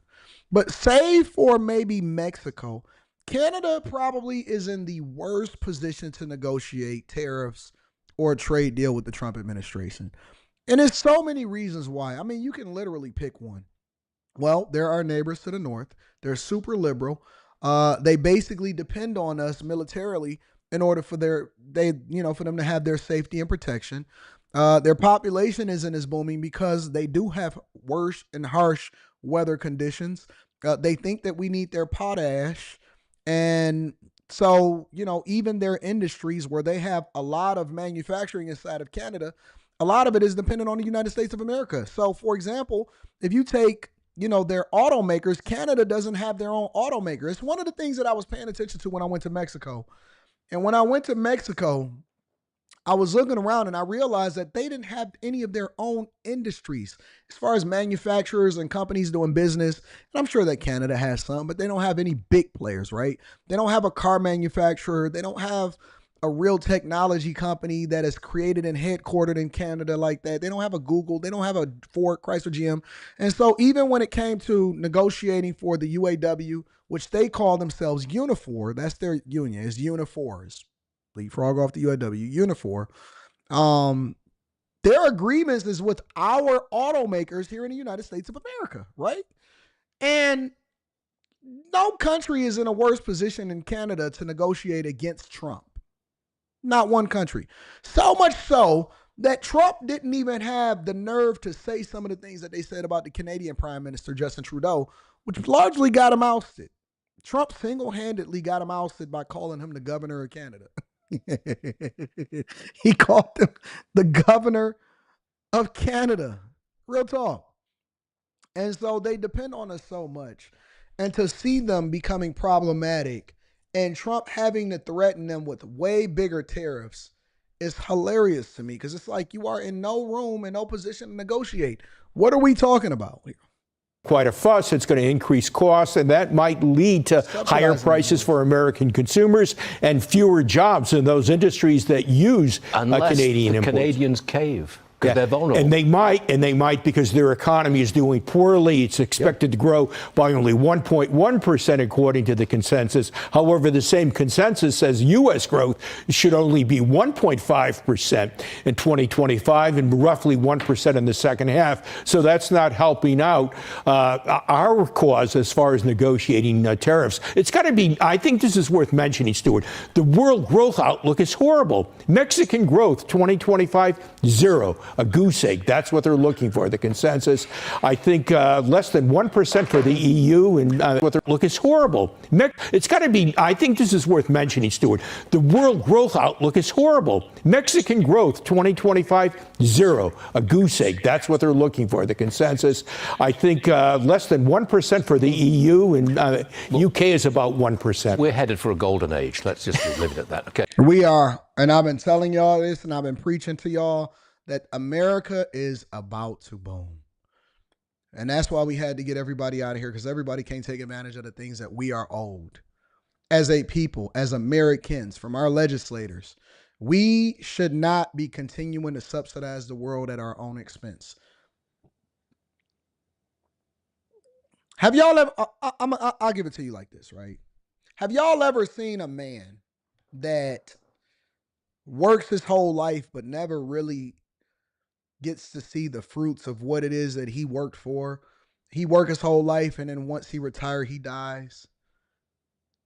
That's what we were on the path to as Americans. We were the father that basically shepherded and made sure that everybody is good, but we never really got a chance to go and pick up the Corvette that we want during our midlife crisis. He just worked and kept his head down. And the only thing that they said at his funeral was, he's a good man. He was a good man, but he never really benefited. Like he never really got his cake. He never really benefited. You know what I'm saying? And so now we are in an era, or thank God we dragged y'all to the finish line, because we are about to boom. We are going to make so much money. Anything you did before now doesn't even matter. Doesn't even matter. Let's go clean slate on them. Let's go clean slate on them, guys. If you fumbled this year so far, this first 6 months, no worries. No worries. There's going to be so much money to be made. There's going to be so much money to be made. If you messed up to this point, no worries. No worries. Today is a new day. Today is a new day. If you tricked off a bag, let that little funky chick have that little bag. We ain't tripping off of that. We're not going to cry over spilled milk. We got new bags to get, but we got the learn lesson to go along with it. If you didn't capitalize on all of the first go rounds and you was broke, that was the thing that really bothered me in some of these .com bubble bursts and stuff. I was like, man, I wish I would have been as serious. I wish I would have been as dedicated. I wish I would have been as prepared. I wish I was ready. I wish I had the same mentality that I'm teaching my bag chasers today, because I would be even richer. You know what I'm saying? Be even richer. And it's like, all right, time to put the kids to sleep. Time for daddy to ball. That's a good one, Frontline. That's a phenomenal. Failure is a bruise, not a tattoo. Time for daddy to ball. It's time. It's our time. It is our time. I was talking to Jerry. Shout out to Jerry. I was talking to Jerry at the meetup, and me and Jerry was kicking it. And Jerry was acting all sheepish and like, because I just, things could be better sometimes and all of this. You know how women do when they act sheepish or whatever. And I was trying to convey to Jerry a little bit, because somebody had came over and they had kind of interrupted our conversation. It was like, Anton, whatever. And so my energy be going in all different ways. But I try to have in-person conversations with people a lot of times, because I'll be trying to understand them. And I was just telling Jerry, I was trying to convey to her, and one of the things that I was going to say to her without giving away too much, because we was talking in general. It wasn't any specifics, but we was just kicking it. We was in a little corner kicking it. And I said, Jerry, listen, it's up from here. It's up. Like, it is straight up. Don't be sitting there talking about, I spilled milk or whatever, or, I didn't know, taking a break for mental health and all of this stuff. We not doing no more breaks. No more breaks, no mental health, no none of that. No breaks, no mental health, not taking time off to get ourselves. No, it's all up. We all gas. Chasers. Forget what Canada is saying. We don't care nothing about Canada anyway. Chasers. From now on, from here, for the next 3.5 years, we can rest after that. We all gas, no breaks. All gas, no breaks. We gonna run that up. We running it up. We gonna take care of business. We gonna get to that bag. We gonna have a good time, and we gonna make it happen. We gonna rest later. All gas, no break. No misses, no none of that. No misses, no none of that. All gas, no breaks. Let's get to it, y'all. Whatever happened prior to this, I don't care if you woke up broke today and you waiting for your next paycheck. On your next paycheck, we gonna make it do what it do. We gonna make the play. We gonna make the play. We gonna have a good time, but we gonna run up a bag while we doing it. And this is an unprecedented time of opportunity that we not gonna miss. I'm not gonna let y'all miss this one. If you were in the last live stream last week, and we got a stock club coming up this week, so if you're not a part of the Patreon, join tomorrow. If you are not a part of that AI live stream, make sure you go and rewatch it. It's up there, the latest live stream. If you're not a part of the Discord, make sure you tap into the Discord. The link to the Discord is in any of the most recent, in the description of any of the most recent videos, and we all gas, no breaks, man.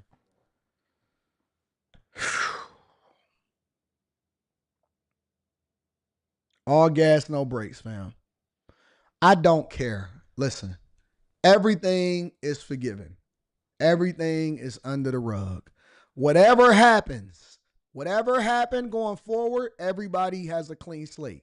And let me say this also, because I keep on getting this, and I don't know who this is for. Forgive yourself. Forgive yourself.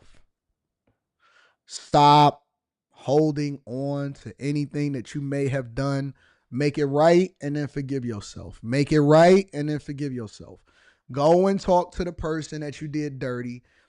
If you did yourself dirty, talk to yourself. Because a lot of us have missed because we so caught up in our own feelings, our own lives. We let the past, we let people, whatever, go on, and you holding on to that. Let it go. If you fumbled a situation, let it go. You fumbled a good job, let it go. You fumbled a person, let it go and move forward today. We letting the past live in the past. That is not a determination for who we are going to be in our future. Let it go. Forgive other people because you basically allowing for them to steal your life force because you so focused on what somebody else did to you. And then forgive them and forgive yourself. Forgiveness is for you. It's not for the other person. Forgive yourself. Forgive yourself. It's not about what everybody else think about you. We're going to live life as though we have no clothes on. No embarrassment. No embarrassment. We're going to do the best we can. We're going to take care of ourselves. We're going to do what we're supposed to do to run up a bag, and we're going to enjoy life. Forgive yourself. It doesn't even matter. Nobody cares about what happened in your past. You don't have to keep bringing it up. Don't come up to me talking about, well, this is what my past was. Oh, I was locked up. Oh, I messed up. Oh, I'm a baby mom, whatever. Forgive yourself. Let it go. Let it go. From here going forward, this is your life is this going forward. It's June 30th going forward. We're not going to fumble. We're not going to mess up. We're not going to live with regret. We're not going to get locked up. We're not going to do dumb stuff. We're going to make it work and we're going to make it right. And we're going to absolutely have a great time doing it. All right? Let it go. You are not your past. You are not the people that came before you. Your kids can't do it for you. None of that. Latoya Forbes. What up, Latoya? Let me acknowledge the people that support the platform. Says for Queen Rita, who gave me the warmest hug. Shout out to Latoya Forbes. Brian Smith said, A.R. Smitty says, calling a meetup fire is an understatement. It was sick. Mike, that dude. Shout out to you. Executive Suite, MLE. Thank you, big dog, for the cigars. I got to show you all that tomorrow. We went 3+ hours today on a Monday, right after the live stream. DG Finesse says, hey, Anton, does this tax bill apply to the federal government workers in the post office? It applies to all workers.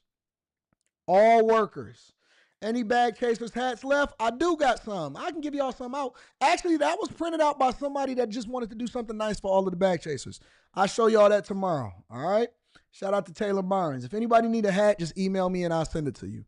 Sonny says, Sunday without the D. Great Monday stream. First meetup was a vibe. Yeah. Happy to have met you, AD, and your amazing wife, and so many talented, intelligent, beautiful people in one room. Shout out to my girl, Sunny Monique, in the building. Man, y'all should have been there. There's some beautiful ladies out here.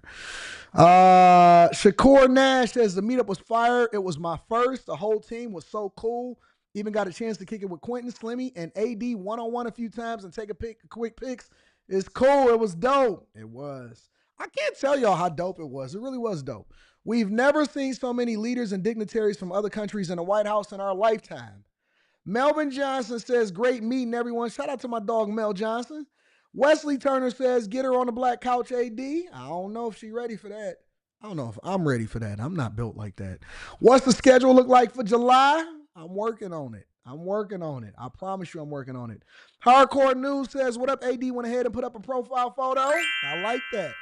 I live here in Idaho, and we have crazies up here too. Sub-Zero has been my name in the chat, but now I'm working on my own channel for the Mountain West. Shout out to my people that's changing up. Ain't no need for you not to have a profile photo. You should have been had a profile photo up all this time. My dog, Classy B, says this is your daily reminder to line the video. Shout out to the bag chasers. Shout out to my dog, Classy Beats. Lou Poppy says, AD, I have full custody of my two daughters, aged 13 and 10. Is it any advice you can recommend I can do or tell my daughters to ensure them becoming great? Your daughters are going to pay attention to the way that you treat other people and other women. I'll do you one better. Your daughters is going to pay attention to how you treat their mother.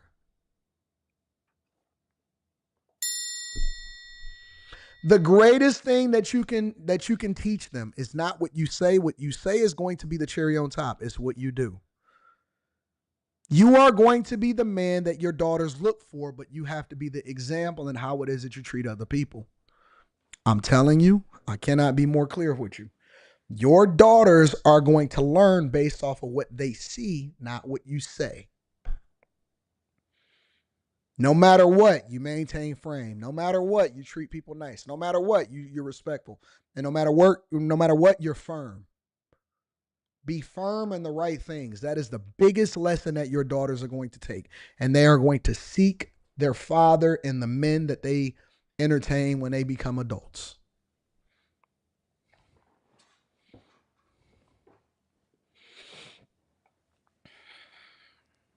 My daughter sees the way that I treat her mother.